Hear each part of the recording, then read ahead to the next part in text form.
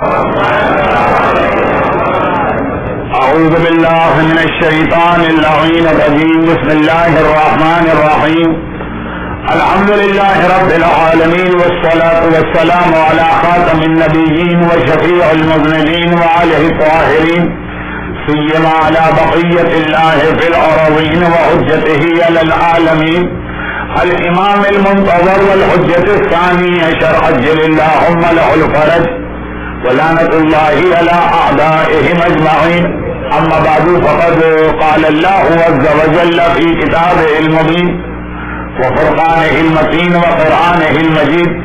بسم الله الرحمن الرحيم. ويسألونك عن ذي القرنين إن مكنا له الأرض وآتيناه كل شيء سببا فأتبع سببا. صلوات.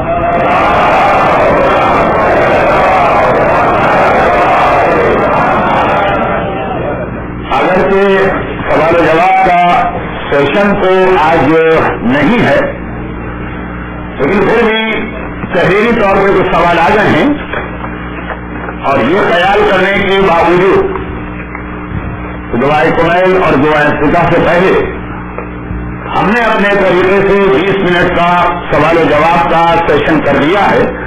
یہ خیال کرنے کے باوجود ان سوالات کا جواب پھر بھی دیا جا رہا ہے کیونکہ ایک تو یہ بہت مختصر ہے اور دوسرا یہ کہ ان میں سے کچھ بہت اہم ہے. ایک سوال یہ ہے کہ کیا عورت نجاست کے عالم میں کسی غیر معصوم کے حرم میں اور خاص طور پر جو غیر معصومین میں انتہائی اہم ہیں جنہیں قسمت صغریٰ پروردگار نے عطا کی ہے جو محفوظ عن الخطا ہیں جیسے حضرت عباس جناب زینب ان کے حرم میں جا سکتے ہیں کہ نہیں. احتیاط واجب یہی ہے کہ ان کے حرم کا بھی وہی خیال رکھا جائے جو معصومین کے حرم کا ہے کہ ایک دروازے سے داخل ہوں رکے بغیر خالی زیارت کر کے دوسرے دروازے سے نکل جائے. دوسرا سوال یہ ہے اور یہ سوال اکثر غلط فہمی پیدا کرتا ہے اس لیے میں اس کی تھوڑی سی وضاحت کر رہا ہوں.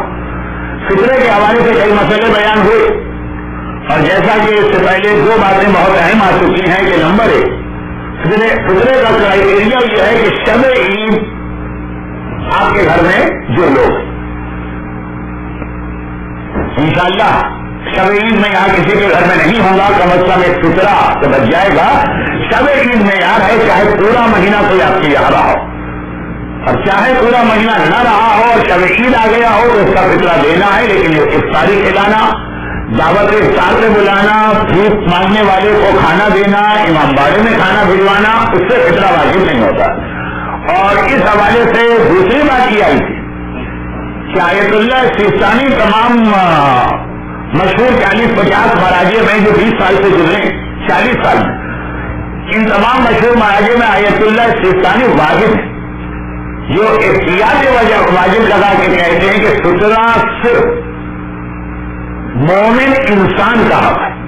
کسی ادارے کو مسجد کو امام باڑے کو یتیم خانے کو چیریٹی آرگنائزیشن کو فطرہ نہیں دے سکتے. دوسرا صدقہ جو ہے وہ انسان کا حق ہے پھر وہ مومن بھی ہونا چاہیے فطرہ انسان کا حق لیکن احتیاط واجب. اور باقی تمام مراجع کہتے ہیں کہ فطرہ چونکہ زکوٰۃ ہے اور سورہ توبہ میں قرآن نے صاف اعلان کر دیا کہ زکوٰۃ 8 جگہوں پہ بھیجی جا سکتی. ان میں فقیر و مسکین تو ٹاپ آف دا لسٹ ہے لیکن اس کے علاوہ فی سبیل اللہ نیکی کا ہر وہ کام جو اللہ کے لیے کیا جا رہا. چنانچہ باقی مراجع کی وجہ سے ہی نماز عید کے موقع پر یا شب عید مسجدوں امام باڑوں میں مسجد اور امام باڑے کے لیے بھی فطرے جمع کیے جاتے ہیں. اس لیے ہے کہ مسجد امام باڑہ فطرہ جمع کرے غریب کو پہنچانے کے لیے. وہ تو خیر تمام مراجع کے نزدیک فطرے کا بہترین استعمال لیکن خود ادارے میں فطرہ بھی دے سکتے ہیں سوائے آغا سیستانی کے جن کی احتیاط واجب. مگر احتیاط واجب ہے تو اس کا مطلب یہ ہے کہ ان کا مقلد نے اس مسئلے میں دوسرے کی جانب رجوع کر کے اپنا فطرہ عام طریقے سے جیسے لوگ دے رہے ہیں اور آغا سیستانی کے سے پہلے جو مراجع گزرے وہ بھی اجازت دیتے ہیں اور آغا سیستانی کے فوراً بعد انہیں کی زندگی میں جو لسٹ میں دوسرے تیسرے نمبر پر ہے ان کی بھی اجازت. مگر جو ایک تیسرا مسئلہ جو آج بیان کرنا ہے، بہت مختصر، زیادہ وقت نہیں لینا ہے، وہ یہ ہے کہ فطرے میں سید کا فطرہ تو سید اور غیر سید سب کو دے سکتے ہیں، بلکہ اصل لفظ روایت کا ہاشمی اور سید میں ذرا سا فرق ہے، لیکن سید بالکل سیف سائڈ سمجھ لی۔ غیر سید کا فطرہ سید کے لیے حرام، لیکن معیار کون ہے؟ سید و غیر سید تو ٹھیک ہے، لیکن فطرہ غیر سید اگر کوئی فطرہ دے رہا ہے وہ سید کے لیے حرام ہے، اس کا معیار کیا ہے؟ اس کا معیار سے میرا مطلب یہ ہے کہ جو ہیڈ آف دا فیملی جو فطرہ دے رہا، جس کی رقم، وہ دیکھا جائے گا کہ وہ کیا فرق کیجیے کہ اگر وہ خود سید اور اس کی بیوی جو ہے وہ غیر سید، اور وہ دو فطرے دے رہا ہے، ایک اپنا اور اپنی بیوی، کہ یہ فطرے وہ کسی سید کو دے سکتا، وہ خود تو سید ہے، اس کا فطرہ تو سید کے لیے، اس کی بیوی جو غیر سید، وہ بیوی کا فطرہ دے رہا ہے، وہ غیر سید کا فطرہ سید سے حرام ہوتا ہے۔ مگر نہیں، یہ معیار نہیں ہے کہ کس کی طرف سے فطرہ دے رہا ہو، معیار یہ دینے والا اگر سید ہے تو چاہے اس کے فیملی ممبر میں جتنے لوگ غیر سید ہو، ان کا فطرہ بھی سید کا فطرہ مانا جائے گا۔ اور اسی طرح اس کے الٹ مسئلہ کہ اگر ہیڈ آف دا فیملی یعنی جو فطرہ دے رہا وہ غیر سید، تو چاہے اس کی فیملی کے کچھ لوگ سید ہیں جن کی طرف سے وہ فطرہ دے رہا، مثلا مہمان ان کے گھر میں سید آیا ہو، اس سید کا فطرہ بھی وہ سید کو نہیں دے گا، وہ حرام مانا جائے گا، کیونکہ معیار یہ نہیں ہے کہ آپ کس کی طرف سے دے دیں، معیار یہ کہ خود دینے والے کا پیسہ، جو پیسہ دے رہا وہ آدمی کون ہے، وہ سید ہے تو اس کے سارے فطرے سید مانے جائیں گے، چاہے غیر سیدوں کی طرف سے دے رہا، اور اگر پیسہ دینے والا غیر سید ہے اس کے یہ سارے فطرے جو ہیں وہ غیر سید کے مانے جائیں گے، چاہے اس کی فیملی میں یا اس کے گھر آنے والے مہمان سید ہی کیوں نہ ہو۔ باتیں تو بہت ہو سکتی ہیں، لیکن میں اس کو بہت ہی مختصر رکھ رہا ہوں تاکہ آج تقریر کو میں کہیں نہ کہیں پہنچا دوں۔ ایک سوال یہ ہے کہ آیت الکرسی کی آخری آیت میں وہ کون لوگ جن کو اللہ نے یہ کہا کہ ہم انہیں روشنی سے نکال کر کفر کی تاریکیوں میں ڈالتے ہیں، یہی لوگ جہنمی ہیں، ہمیشہ اس میں رہیں گے، یہ خود آیت الکرسی کسی آیت میں بتا دیا وہ کون، اور اگر کہ اس کے اندر اللہ نے جو کہا آپ کے ترجمے میں ذرا سی اس میں غلطی، آیت نہیں ہے کہ اللہ ان کو روشنی سے نکال کے اندھیرے میں لے جاتا، بلکہ آیت نہیں ہے کیا اللہ ولی الذین آمنوا یخرجهم من الظلمات الی النور والذین کفروا اولیاؤهم الطاغوت، جن لوگوں نے کفر اختیار کیا ان کے سرپرست طاغوت ہیں، وہ جو طاغوت ہیں وہ یخرجونهم من النور الی الظلمات، وہ ان کو نور سے تاریکی کی جانب لے جاتے ہیں، اللہ نہیں لے جاتا۔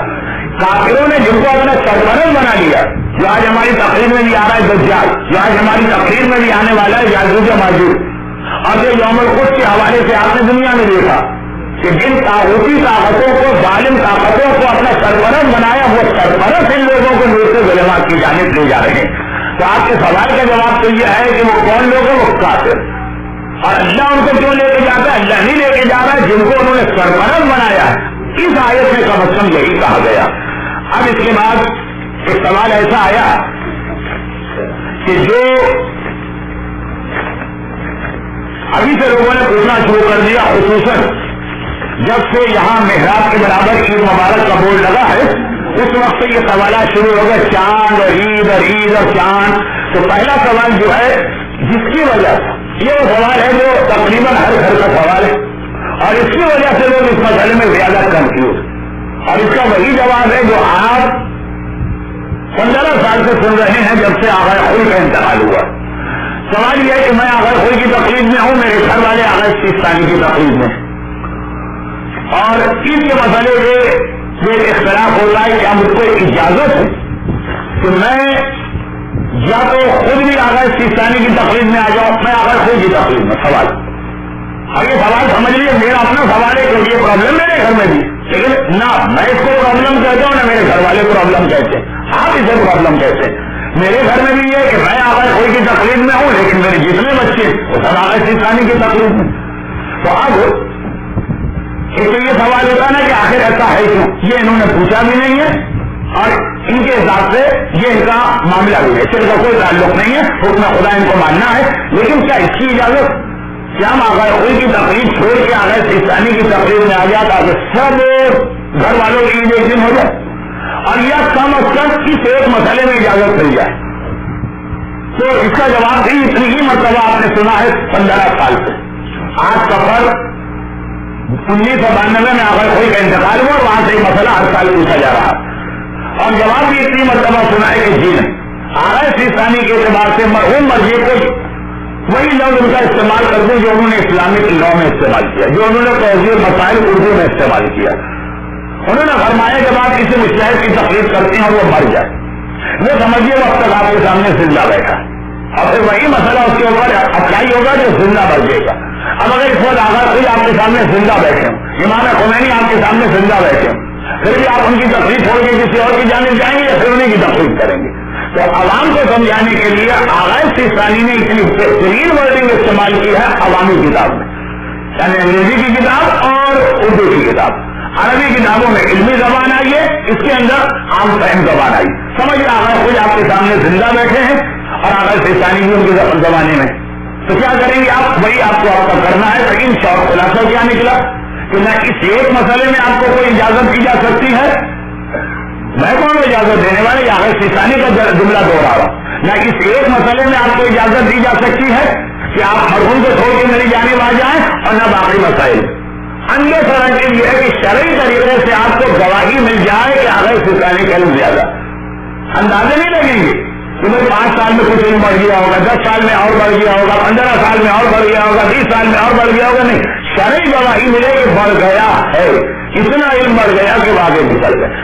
یہ مسئلہ ہر سال پیش آتا ہے, ہر سال پوچھا جاتا ہے, پھر پوچھا جا رہا. لیکن اگر ان ضبط فقہی مسئلے میں جائیں تو آغا سیستانی کے جواب اور بھی, اگر آپ اس لیے چاہ رہے ہیں کہ سب ایک مرضے پہ آ جائے کہ تو چاند کے مسئلے میں یونٹی ہو جائے تو یہ بھی غلط. ایک مرضے کے ماننے والوں کے لیے بھی دو عقیدے ہو سکتی ہیں. اگر ایک کو یقین آ گیا نیویارک کے چاند پر, ایک کو یقین نہیں آیا, دونوں آغا سیستانی کی تقریب میں دونوں کی ذمہ داری الگ ہے. اور یہ جملے کے بعد سے پورا مسائل کا ایک چیپٹر کھل جائے گا. اس لیے اتنا رکھتے ہوئے کہ یہ جملہ آغا سیستانی سے نہیں پوچھا گیا کہ ہم اس لیے چاہ رہے ہیں کہ چاند کے مسئلے میں سب آپ کے پاس آ جائے کہ یونٹی پیدا ہو جائے. انہوں نے کہا یہ یونٹی ہو ہی نہیں سکتی. ہر آدمی اپنے یقین پہ عمل کرے گا, چاہے سب میری تقلید ہی میں کیوں نہ. ہمارے یہاں بات سمجھ میں نہیں آتی ہے, اس لیے اس کو آج میں بیان نہیں کر رہا ہوں, پھر کون بیان کروں, اس کے لیے 5 منٹ انتظار کریں. اچھا, اب ایک سوال جو ہے وہ چاند ہی کے حوالے سے میں ٹالے جا رہا تھا, چلتے واپس چاند کی رات آ گئی. دیکھیے کہ عید تو اپنی جگہ ہے. حج میں یہ کیسے ہوتا ہے کہ سارے مسلمان, سارے شیعہ, سارے مختلف مراجع کے مقلد ایک ہی دن حج کرتے ہیں. یہ مسئلہ تو اگر ایسے ہی مسئلہ ہے جو چاند کا مسئلہ ہے کہ آپ دیکھیں ٹورنٹو شیعہ حضرات کی بات کر رہا ہوں, ان کی فرائیڈے کو عید ہے, ان کی سیٹرڈے کو عید ہے, اور ان کی سنڈے کو عید ہے, اور 3 الگ الگ مراجع ہیں, تینوں کے الگ الگ فتووں کے اعتبار. اب حج میں کیا ہوتا ہے؟ یہاں تو چلے پھر بھی امکان پیدا ہو گیا کہ آپ الگ کر سکتے ہیں عید, لیکن حج تو ایک ہی دن ہوتا.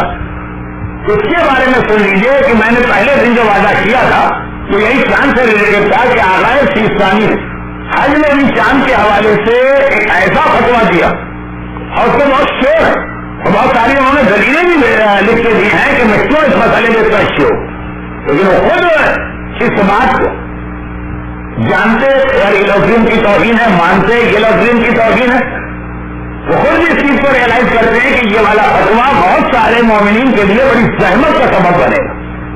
لیکن 12 اگر فتوا ہوتا تو آپ کو عمل کرنا ہی تھا کہ احتیاط واجب, اور یہ غالباً آغا سیستانی کے واحد احتیاط واجب, جس میں جب آپ ان سے پوچھتے ہیں مسئلہ وہ جواب دیتے ہیں, احتیاط واجب لگاتے ہیں اور آگے لکھ دیتے ہیں کہ ہاں بھائی احتیاط واجب ہے, اس میں دوسرے کی طرف جا سکتے ہو.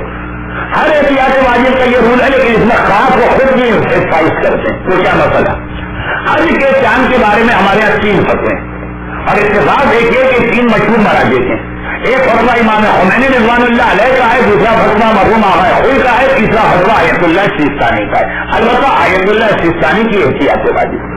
پہلا فتوا امام خمینی کا ہے کہ حج واقعاً اتحاد امت کا اور اتحاد دین کا ایک مظاہر ہے, شان و شوکت اسلام کا دن ہے, उसके में यूनिटी होनी चाहिए और मासूमीन के जमाने में भी थी।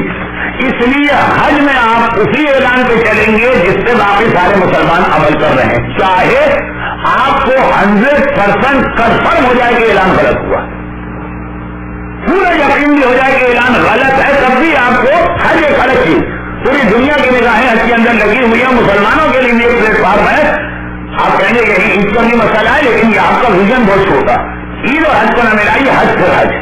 तो फरमाया इमाम खुमैनी ने कि हज में तो चांद का कोई मसला ही नहीं, समझिए चांद का मसला हज के लिए खत्म हो गया। जिस दिन सारे मुसलमान हज कर रहे हैं आपको उस दिन हज करना है, चाहे आपके एतबार से गलत भी हो रहा है। कैसे आपके एतबार से गलत हो रहा है? बहुत ज्यादा नहीं था, आपने अपनी आंख से देखा कि हज का चांद नजर आ गया, उसे मतलब का चांद नजर नहीं आया, एक दिन बाद हज होगा। अब आप खुद देख रहे हैं कि चांद सामने नजर आ रहा है, इससे ज्यादा यकीन और क्या होगा। लेकिन फिर भी जिस दिन सब मुसलमान हज कर रहे हैं उस दिन आप हज की, ये इत्तेहाद वाला वही फतवा है जिसकी छोटी छोटी एग्जाम्पल है, काबिल में सिजदा करो, गैर एशियों के साथ नमाज पढ़ो, और फिर वो हज पर ये मसला, ये इमाम खुमैनी का मसला। आगे कोई का मसला ये कि अगर 1% या 5% ये चांस है कि हुकूमत सऊदी का हज का ऐलान करी, खाली चांस, और इतने फिल्म चांस, इतने फिल्म चांस 5% उनका साथ दो। हाँ 100% आपको यकीन है कि उनका ऐलान गलत, जैसे मैंने मिसाल दी कि आपको चांद दे, तो फिर आपको उनके साथ हज नहीं करना, आप एक दिन बात करेंगे। और ये पूरे मुसलमानों से हज कर एक दिन डिले हज करना आजकल के जमाने में बिल्कुल मुमकिन है, पहले मुश्किल था, आजकल मुमकिन है। पहले दौरान हज बाकायदा ये तलाशी होती थी मसले में कि यहाँ वाकई कोई है कि नहीं। हज के अंदर मिना के मैदान में बकरों की कुर्बानी और मक्के की जमीन पे मोमिनीन की कुर्बानी वो हज का पार्ट समझते थे। छोटी छोटी बातों के बरबैये ढूंढ रहे होते थे कोई शिया है कि यहाँ नहीं, तबैये के बावजूद वहां पे रहना मुश्किल होता। कितने लोग सफा और मरवा के दरमियान में जगह जहाँ इहराम पहने हुए शिया हाजियों को शहीद किया जाता था, जुर्म के काफिर जो यहाँ पे आ गया, तो वहां तो बड़ा मुश्किल था, बल्कि नामुमकिन था। लेकिन आजकल बिल्कुल पॉसिबल है कि आप एक दिन के बाद हज करें, सब लोग एक दिन चल रहे हैं, आप एक दिन बाद अपना हज शुरू करें, कोई हरज नहीं, यानी हुकूमत को भी एतराज नहीं है और वहां के सिस्टम में भी आपको प्रॉब्लम नहीं आएगा। अलबत्ता अगर कोई कहते अगर 5% भी चांस है कि शायद उनका ऐलान सही है, 5% तो बहुत कम होता है, इतना तो चांस आ ही जाता है तो उसे ऐलान से चले। हाँ 100% आप श्योर है कि गलत ऐलान है, तो यहाँ जिस कितने 25-30 साल में ऐसा मुझे कभी मौका नहीं नजर आया कि इतना यकीन किसी को आ जाए। और उसमें भी याद रखिएगा उनका ऐलान गलत है तो क्या मतलब, जैसे कल सऊदी अरब में ईद है और हमने 100% श्योर है कि उनका ऐलान गलत है, ईद का तो कैसे ही हो सकती, मुमकिन ही नहीं है सऊदी अरब के एतबार से। लेकिन आगाए खुल के एतबार से चांसेस लेकर के आगाए खुल कहते कि आप 100% अगर श्योर हो कि ऐलान गलत है, क्या मतलब गलत कि दुनिया में कहीं जान नहीं आया, तो सऊदी अरब में आज चांद का कोई इम्कान नहीं है, लेकिन चीनों में तो इम्कान है ना, फिजी में तो आज इम्कान है ना, जितने ही पैसिफिक की छोटी छोटी आइलैंड है जहां क्या, तो आगाह खुल क्या कहते हैं अगर आपको 5% भी ये चांस है कि दुनिया में कहीं चांद हो गया होगा, चाहे सऊदी अरब में नहीं हुआ, वो गलत ऐलान कर रहे, सऊदी अरब का ऐलान गलत है, लेकिन दुनिया में अगर कहीं चांद होने के 5% चांस है उनके साथ चले जाएगी। क्यों? इसलिए कि आगाह कोई के एतबार से दुनिया का कहीं का चांद रात मुश्तरक हो तो वो तारीख आपकी चलेगी। ये हुआ जरा बीच का फतवा। और आगाह सिस्तानी फरमाते एहतियात वाजिब, हज में अपनी फिका के एतबार से चांद का वही शुरू होना चाहिए जो रमजान के लिए और ईद के लिए, जो शिया आदिल चांद देखें, या बहुत ही रिलायबल आदमी बताए रमजान और ईद के चांद में आप शिया सेंटर में जिस तरह चांद देखते हैं, अगर सिस्तानी फरमाते हज भी आपको उसी हिसाब से करना। ये भी मैं कह दूं कि 30 साल में शायद ऐसा मौका एक आधी आया हो कि इस तरह से हम लोगों को चांद साबित हुआ हो शिया तरीके से। आमतौर पर हम लोग हुकूमत के इलाके हम क्या पूरे किया जाते हैं, तो अगर सिस्तानी फरमाते नहीं, हज कोई स्पेशल केस नहीं है, जो रमजान का मसला है, जो ईद का मसला है, क्या आप सऊदी अरब के ऐलान को नहीं मानते, अब अपनी तहकीक करते हैं, हज में भी ये तहकीक वाजिब। और लाहन अगर फतवा दे देते तो उनकी तकलीफ करने वाला हर आदमी पूरे मेन स्ट्रीम से हट कर एक दिन डिले हज करता, वाजिब हो जाता। लेकिन क्योंकि एहतियात वाजिब लगाई, यानी कहा कि चलो दूसरे मर्जे की बात मान लो और दूसरे मराजे के फतवे हमारे सामने। تو امام خمینی کہتے ہیں غلط اعلان کا یقین ہو تب بھی حج کرنا، اور اگر سیستانی کہتے ہیں بالکل شیعہ طریقے سے جب تک حج کا چاند ثابت نہ ہو حج نہیں کر سکتے. ابھی اس نے کوئی کا مسئلہ ہے کہ سعودی عرب کا اعلان غلط ہونے کا یقین بھی ہو جائے، لیکن 1% چانس ہے کہ شاید دنیا میں کسی اور جگہ پہ چاند آ گیا ہو صرف حج کے. عید میں نہیں کرے گا، عید میں بھی آج بھی 1% چانس ہے کہ عیدوں یا فجی میں چاند نظر آ گیا، لیکن چانس ہے، پتا نہیں چلا. تو اب آپ عید کے لیے یہ آگاہ کوئی کا مسئلہ نہیں کہ تھوڑے سے چانسز سے عید بنا لی حج میں ہے. یہ ہو گئے مسئلے. اب آئیے مسئلے نہیں ہیں، اب یہ کچھ عجیب و غریب باتیں ہیں، لیکن چونکہ احسان بخش صاحب نے اپنی تقریر میں سب سے اہم جملے کو چھوڑ دیا، اس لیے میں اس کو پڑھ رہا ہوں. اس تک میں آتا ہوں. آخری سوال ہے کہ انشورنس کے پیسے ہم نے انشورنس کرایا ہے اور پھر کوئی گاڑی کا ایکسیڈنٹ ہو گیا یا مکان میں خرابی ہو گئی تو پیسے ہم لے رہے، لیکن ایک کوئی آدمی کو مومن متقی پرہیزگار مومن بہت محتاج ہے، تو ہم خالی اس کی مدد کے لیے ہماری تو حیثیت میں انشورنس کا غلط کلیم کر کے زیادہ پیسے لے رہے ہیں. ہمیں کوئی چوری نہیں کرنا ہے، کوئی حرام کام نہیں کرنا ہے، صرف اس لیے کہ اس مومن کی مدد کرنا. تو کیا یہ مومن کی مدد بھی حرام ہو جائے گی؟ اور اگر یہ مدد کرنے کے لیے تو ایسے تو نہیں ہوگی نا. اب ہم کو جا کے مثلاً گاڑی اس میں ریپیئر کا کام $100 کا ہے تو ہم کو رسید بنوانا پڑے گی $300. تو جو مومن اپنی ورکشاپ میں یہ کام کر کے دے رہا، جو ڈاکٹر یہ غلط بل بنا کے دے رہا، کوئی نہ کوئی امید میں آپ کو پروف لانا ہے نا. تو وہ جو پروف ہم کو پرووائڈ کر رہا ہے جس کی جیب میں تو آدھی بائی پہلی بھی نہیں آ رہی، کیا وہ بھی گناہگار ہے کہ نہیں؟ یہ سب کے سب گناہگار ہیں، اس لیے کہ یہ فعل حرام ہے. مومن کی مدد ہو کہ منافق کی مدد ہو کہ ضرورت ہو کہ ضرورت نہ ہو، ہر صورت میں جو حرام ہے وہ حرام. چھٹے امام نے اس آدمی کو 2 روٹیاں 2 انار چوری کر کے راہ خدا میں خیرات کرتے دیکھا تو وہ ایسا ہی کیلکولیٹر لے کر بیٹھا تھا جب امام نے اس کو پکڑ لی کہ یہ چوری کیے تو نے میری آنکھوں کے سامنے اور جا کے خیرات کر دی، اپنی جیب میں اتنا ہی نہیں رکھی بلکہ اپنی تو اس نے محنتیں وہ کی ہے، پریکٹیکلی اس نے مدد کی ہے، دوڑ دھوپ کی ہے، ٹائم کنزیوم کیا ہے، نظیر اس نے دیے بغیر کسی فائدے کے. تو کہا کہ تمہیں شاید قرآن نہیں پڑھا، وہ امام سے کہہ رہا شاید تم اسلام میں نئے آئے ہو، تمہیں نہیں پتا کہ میں نے پورے ٹرانزیکشن میں 36 نیکیاں کمائی. بہت مشہور واقعہ. وہی قرآن کی آیت پڑھی جو کل آپ الوداع رمضان میں چوتھے سے سن رہے تو خدا نے کہا ہے کہ من جاء بالحسنہ فلہ عشر امثالھا، ایک نیکی کرو تو 10 گنا اجر ہوگا. یہ کیلکولیٹر میں 4 نیکیوں کو 10 سے ملٹیپلائی کرو، کتنے بنے 100. کرو حساب میں دعوت قلم میں 40 بنے نا. اور اس کے بعد اسی آیت میں آگے چل کرے جو قلم دعائے رمضان میں پڑھ رہے کہ من جاء بالسیئۃ فلا یجزی الا مثلھا، کہ اگر گناہ کرو گے تو ایک کے بدلے ایک ملے گا. میں نے 4 گناہ کیے تو 4 گناہ ہوئے، 4 نیکیاں کی 40 نیکیاں ہوں، 40 - 4 36 سے بالکل نیٹ نیکیاں میں نے ٹرانزیکشن میں کمائی ہے. تو وہاں کہاں سے میں بغیر قرآن کو سمجھے ہوئے اعتراض کرنے والی.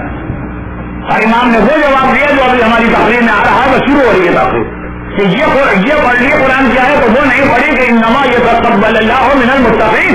نیکی تو اللہ صرف متقین کو قبول کرتا، باقی کی تو نیکی قبول نہیں. جب چوری کی تو متقی نہیں رہا، جب متقی نہ رہا تو نیکی تو کوئی نہیں ہوئی. آپ گناہ اپنی جگہ باقی رہے تو 4 گناہ جب تیرے پاس بالکل نیٹ ہو تو نے کمائے، نیکی کوئی نہیں کمائی ہے. تو اب یہ انشورنس میں جھوٹا کلیم کر کے کسی کی مدد کر رہے ہیں، اور اس سے زیادہ بڑا مجرم وہ ہے جو خالی رسید بنا کے دے رہا. بھائی تمہیں تو کچھ بھی نہیں مل رہا، بیگانی شادی میں عبداللہ صاحب دیوانے ہوئے جا رہے ہیں، وہ تو اگر جھوٹ بول رہا تو اس کو $200 ملے، تمہیں کیا ملا؟ اگر تم نے سوچا کہ مومن کی مدد کا ثواب ملا تو یہ حماقت، یہ غلط فہمی ہے، یہ جہالت ہے. تو خلاصہ یہ ہے کہ ایسا عمل کرنا اور اس میں شریک ہونا یہ سب حرام. یہ اس میں میں نے 5 منٹ کی تقریر ڈال دی، وہ میرے ٹائم میں سے وہ 5 منٹ جو ہے نا نہیں چاہیے تھا کہ مولانا نے زیادہ مسائل کی تعمیر تقریر کا مسئلہ تھا. اب آئیے 3 میرے بعد پرچے آئے ہیں، بڑی شدت کے ساتھ اصرار ہے کہ اس کا ذکر کرے. احسان بٹ صاحب نے تقریر کو کی، لیکن وہ یہی کہا کہ انتظامیہ کی طرف سے اور مومنین کی جانب سے، جبکہ سارا پرابلم مومنات سے شروع ہوا. اب وہ انٹینشنلی انہوں نے مومنات کا لفظ چھوڑ دیا یا بیچارے پنجاب اور لکھنؤ کی بحث میں ادھر کے اتنے کنفیوز ہو گئے کہ ادیب قافیہ اردو زبان سب بھول گئے، جو کوئی بھی مسئلہ ہوگا. خواتین کی جانب سے یہ 4 سوال تھے. اس کے بعد آخر میں ہم آپ کے انتہائی شکر گزار ہیں، لیکن جو کچھ لکھا جا رہا ہے یہ میں خالی نقل قول کر رہا ہوں، میں اس سے ایگری نہیں کرتا ہوں، لیکن وہ پڑھ رہا ہوں. اس سال جتنا اچھا رمضان ہم لوگوں کا گزرا ہے، اس इससे पहले कभी टोरंटो में ऐसा रमजान नहीं गुजरा था। और गुजारिश ये है कि आप अगले साल आइए, सुना के एक ये पर्चा हुआ।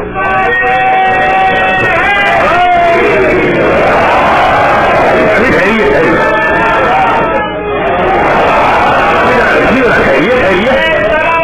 अच्छा,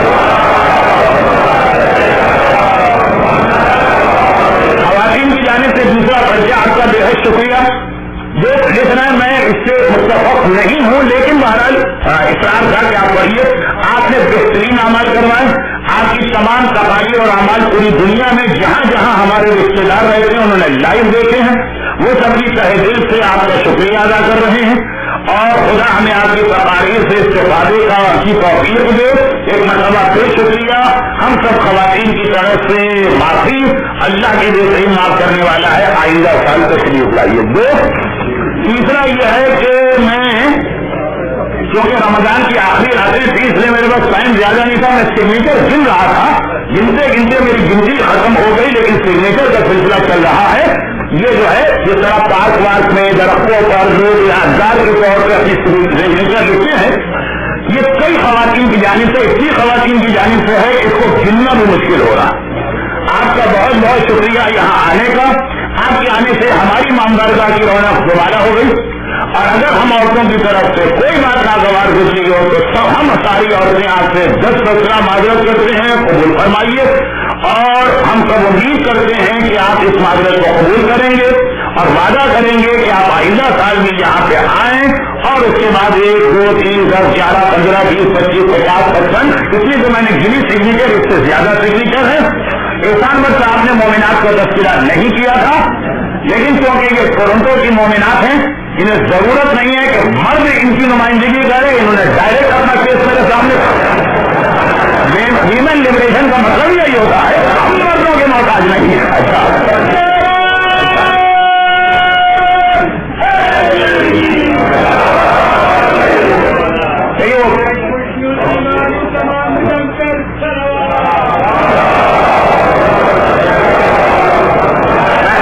खवातीन की तारीफ करने जा रहा था, लेकिन अंदाजा हुआ कि शायद इसमें भी मैं तो गड़बड़ जुमले कह गया और उनकी दिलचस्पी हुई। दोबारा इंतहाई शुक्रिया आप मोमिनीन का भी। और टोरंटो की हद तक तो मैं इत्तेफाक नहीं करूंगा।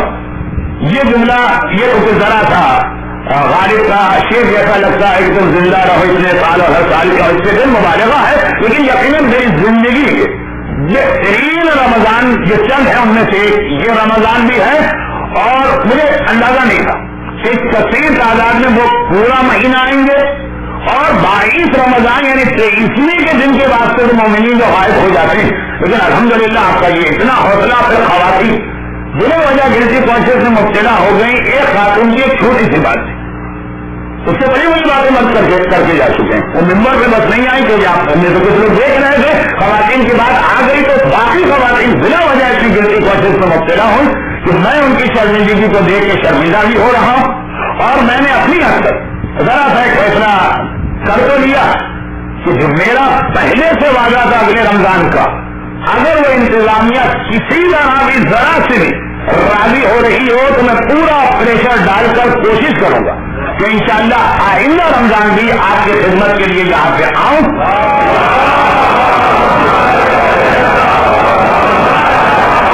लेकिन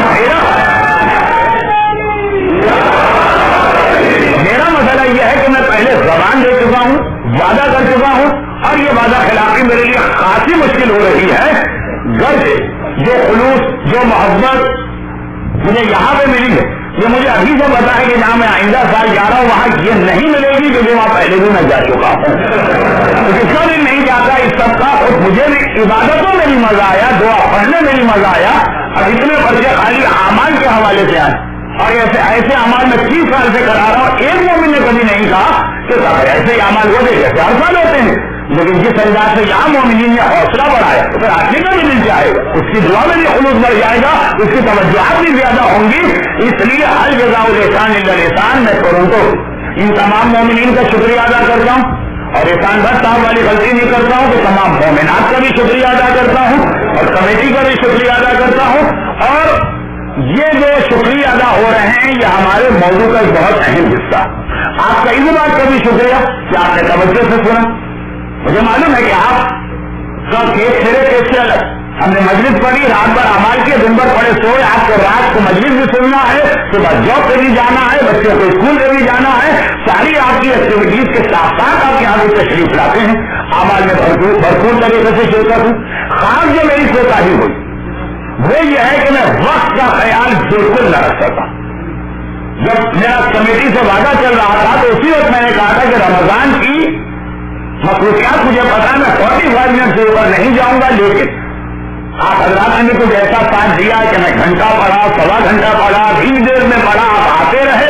میں یہی سمجھتا رہا کہ لوگ آ رہے ہیں تو کچھ پڑھ ہی لو. ہو سکتا ہے اس لیے آ رہا ہوں کہ میں آج زیادہ ہو گئے ہیں, مولانا وعدہ کر رہے ہیں, منبر میں وعدہ کر رہے ہیں, رمضان میں وعدہ کر رہے ہیں, کل تو پورا ہوگا, پرسوں تو پورا ہوگا. بہرحال اس کے اندر مہینہ پورا ہو گیا. آپ سب کا انتہائی شکریہ. اب میں اس وقت دو چیزوں میں پھنسا ہوا ہوں. ایک میں زبان جو کسی کو دے چکا ہوں, اور دوسرا یہ کہ جو آپ کی محبت ہے, اور اس محبت کی وجہ میری اپنی عبادتوں کے اندر جو مجھے سال رمضان میں مزہ آیا, میں نے ایک رمضان کے کچھ دن مکے اور مدینے میں بھی گزارے, اس کو بھی میں شامل کر رہا ہوں اس لسٹ میں کہ میری زندگی کے چند بہترین رمضان میں سے جہاں کا یہ رمضان تھا. انشاءاللہ میں پوری کوشش کروں گا. اور خاصا مجھے بھی امکان لگ رہا ہے کہ میں شاید ان کو قائل کرنے سے تیار کر لوں اور آمادہ ہو جائیں وہ لوگ.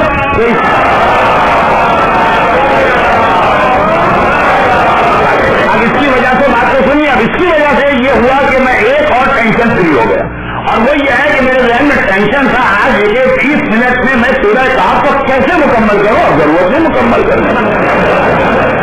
جیسا بھی جہاں کی جس طرح بھی میں چھوڑ کے جاؤں گا کوئی مسئلہ نہیں ہے, کیونکہ بڑی توقعات مجھے بھی ہیں, اور آپ حضرات کو مسلسل اس تقریر کے درمیان بھی جو کچھ ایکسپریشن اور ہے اس سے پتا چل رہا ہے کہ آپ اس کے لیے ذہنی طور پہ تیار ہے, تو جتنا ہو سکا ہو جائے گا. اور جو رہ گیا پورا کام تو انشاءاللہ پورا تو اگلے سال نہیں آئے گا, اگر آیا بھی شروع کے چند دن اس میں آ کے اس کو مکمل کر کے پھر اور بہت اہم سورہ قرآن کی تفسیر کے اعتبار سے لوگ کہتے ہیں کہ مولانا یہ 2 سوروں کی آپ کی اسپیشلٹی ہم نے دیکھی ہے, سورہ کہف, سورہ یوسف. یہ دونوں سورے جو ہیں ایک ہی بلکہ سوئنگ سورے. میں نے شروع رمضان میں ان کا شان نزول بتایا, ایک ساتھ آئے ہیں, ایک ہی انداز سے آئے ہیں. وہی قریشیوں کا, مکے والوں کا رسول پہ اعتراض ہے, اس کے جواب میں سورے کا نازل ہونا ہے. اور یہ دونوں سورے آخری زمانے میں مومن کو دنیا سے جنگ کرنے, فائٹ کرنے اور دنیا کے زندہ شیطانوں کا مقابلہ کرنے کا حوصلہ دیتے ہیں. ایک سورہ یہ بتاتا ہے کہ غار والے نوجوان دنیا چھوڑ کے غار میں بیٹھ گئے, اور دوسرا سورہ یہ بتاتا ہے کہ ایک نبی کا بیٹا دین کے خاطر قید خانے میں گیا, بھائیوں کے ہاتھوں غلام بن کے فروخت ہوتا رہا, لیکن راہ خدا سے اس نے بظاہر چھوٹے سے مسئلے میں بھی کمپرومائز نہیں کیا.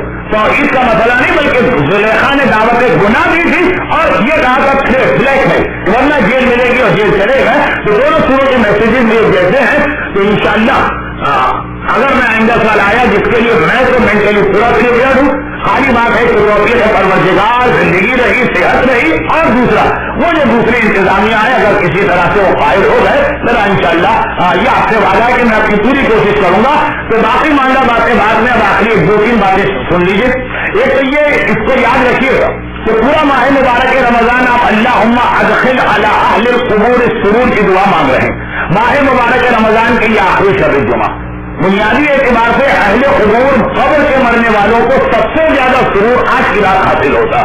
آج ہی کی رات سب سے زیادہ وہ آپ سے ایکسپیکٹیشن رکھتے ہیں, اور آج کی رات یہ ماہ مبارک رمضان کی آخری شب جمعہ, چاہے آپ اس مرضی کی تقریب میں ہوں جو فرائیڈے کے دن تاکید کا اعلان کر رہے ہیں, ان کے اعتبار سے شاید نہ ہو, لیکن سیٹرڈے اور سنڈے کے اعتبار سے یقیناً یہ لاسٹ شب جمعہ. اس میں آپ کو اپنے مرحومین کو صحیح طریقے سے یاد کرنا, جس کے لیے جب فاتحہ کے التماس آئے تو وہ بھی دل سے پڑھیے گا, اور موقع ملے کہ نہ ملے آج کسی طرح سے نماز شب کی اگر پوری 11 نہ صحیح تو آخری 3 رکعتیں, آخری 3 نہ صحیح تو آخری رکعت پڑھ کے 40 مومنین کے نام دے دیجیے گا. یہ ان کے حوالے سے اور آپ کے حوالے سے یہ پیغام کہ وہی حدیث جو میں نے ماہ مبارک کی پہلی شب جمعہ کو پڑھی, اس حدیث کا آدھا حصہ آج آخری شب جمعہ کو آ رہا ہے, کیونکہ یہ آخری شب جمعہ اسلام کے اعتبار سے ماہ رمضان کی آخری شب بھی, حتی اگر سیستانی کے مقلدوں کے لیے بھی, کیونکہ کل والی رات, آنے والے کل کی رات کیونکہ 50-50 ڈاؤٹ فل, تو ماہ رمضان کی آخری رات بھی آج کی رات ہے, آخری رات, شب جمعہ نہیں, نارمل راتوں میں بھی آخری رات, اور آخری شب جمعہ بھی. تو حدیث یہی ہے کہ اللہ ہر افطار کے موقع پر 70 لاکھ ایسے مومنوں جو اپنے کیریکٹر کے اعتبار سے جہنم کو ڈیزرو کرتے ہیں, 70 لاکھ جہنمیوں کو ہر افطار کے موقع پہ اللہ جنت سے منتقل کرتا.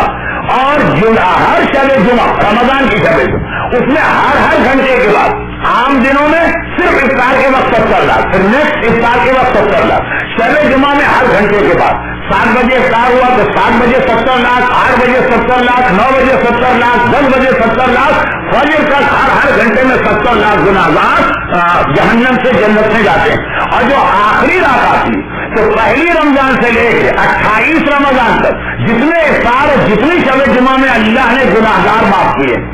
اب یہاں پہ کیلکولیٹر کی ضرورت ہے, 2 انار اور 2 روٹیوں میں کیلکولیٹر کی ضرورت نہیں تھی. یہاں ضرورت کہ اگر 28 روزے ہیں تو اس کے اندر 70 لاکھ سے اس کو ملٹیپلائی کر, اور پھر جو اس میں شب جمعہ آئی تو اس کے جتنے گھنٹے ہیں اس کو 70 لاکھ سے ملٹیپلائی کر, یہ سارا ٹوٹل کریں. امام فرماتے ہیں کہ جتنا ٹوٹل پورے رمضان میں معاف کیے گئے ہیں اتنے سارے لوگوں, ٹوٹل نمبر خالی آج کی رات معاف کیا جا رہا ہے.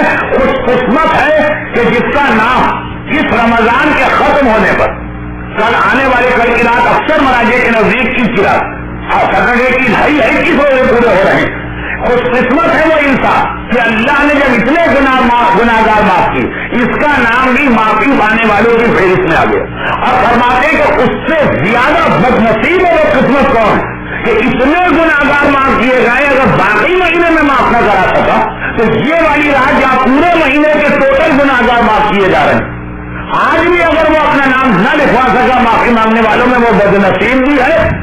اور پھر اس کی معافی کا کوئی امکان نہیں سوائے اس کے کہ عرفات میں پہنچ کر اپنے حج کو قبول کروا لے.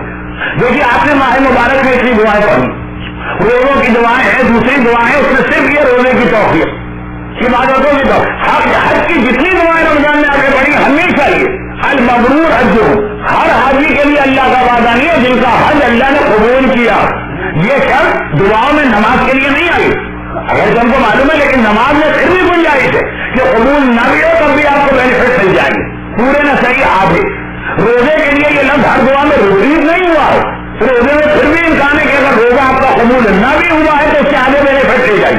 حج میں آپ دیکھیے گا جب دعا میں حج آیا یہ ضرور لگ آیا کہ ہر حاجی نہیں, المبرور حجہم المشکور سعیہم المکفر عنہم سیئاتہم, وہ حاجی جن کا حج اللہ قبول کر رہا.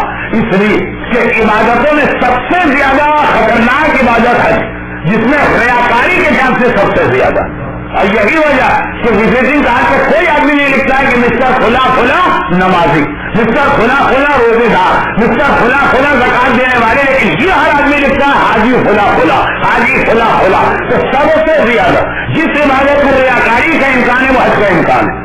امکان نہیں کہ سب سے زیادہ ریاکار جاتے ہیں وہ حج پر جاتے ہیں. نماز میں صرف ریاکار نہیں آتے, ہر روزے میں صرف ریاکار نہیں آتے. اور آخری زمانے کی تو پہچان ہی رسول نے بتائی کہ حج پر جانے والے ہوں گے کہاں, پیسے والے تفریح کے لیے جائیں گے, مڈل کلاس تجارت کے لیے جائیں گے, غریب شہرت کے لیے جائیں گے. تو حج ایک اونلی چانس ہے, لیکن وہ سب سے خطرناک معاملہ کہ حج پہلے حج ہی قبول ہو جائے, اصل حج ہی قبول ہونا مشکل ہے. گزاریے کہ یہ والا بینیفٹ رمضان کا مہینہ کہ جیسے پاکستانی اخبارات میں یا ٹیلی ویژن میں کبھی اشتہار آتا, دھماکہ خیز سیل 3 دن رہ گئی, دھماکہ خیز سیل 1 دن رہ گئی, دھماکہ خیز سیل 12 گھنٹے رہ گئے, رحمت خدا کی دھماکہ خیز سیل یہ آخری رات ہے, برکت خدا کی دھماکہ خیز سیل, جنت میں جا کے داخل ہونے کے ٹکٹ بک رہے ہیں. ادھر عید میں لوگ ٹکٹ خریدتے رہتے ہیں, ایسی جگہوں کے بھی بہت مشکل سے ملتے ہیں, وہاں پہ آپ کو مل جائیں گے آپشن میں. جنت کے ٹکٹ آج فروخت ہو رہے ہیں, کوئی شارٹ کٹ نہیں ہے اسلام کے بعد. رمضان کی ساری محنتوں کے بعد آج سیل ہے رحمت خدا کی, دھڑا دھڑ اٹھا کے لے جاؤ, یہاں کوئی پابندی بھی نہیں. ہمارے یہاں کبھی کبھی پابندی آتی ہے, خدا کی سیل پہ ہے لیکن چونکہ بہت سستی مل رہی, پر آئٹم پر کسٹمر 6 آئٹم کی ریسٹرکشن ہے, ایک آدمی 50 نہیں لے جا سکتا ہے, 100 نہیں لے جا سکتا ہے. لیکن آج کوئی پابندی نہیں ہے. آج نہ صرف یہ کہ اللہ کی رحمت اور برکت آپ کے لیے ہے, بلکہ اس اللہ کی ہے کہ جس کی ایک صفت آپ کو ہر شب جمعہ سنائی جاتی ہے, یا سریع ہوگا, بہت جلد راضی ہو جاتا ہے. اتنے جلد تو دوست سے راضی نہیں ہوتا. آپ نے ایک دوست کے خلاف کوئی بات کر دی, وہ ایک مرتبہ تعلقات کاٹ کے بیٹھے گا, معاف माफी मांग रहे हैं, आप खत लिख रहे हैं, कितनी देर लगती है उसको राजी होने में? भाई भाई से इतने जल्दी राजी नहीं होता है, शौहर भी एक दूसरे से इतने जल्दी राजी नहीं होते हैं, औलाद वालिदैन औलाद से इतने जल्दी राजी नहीं होते।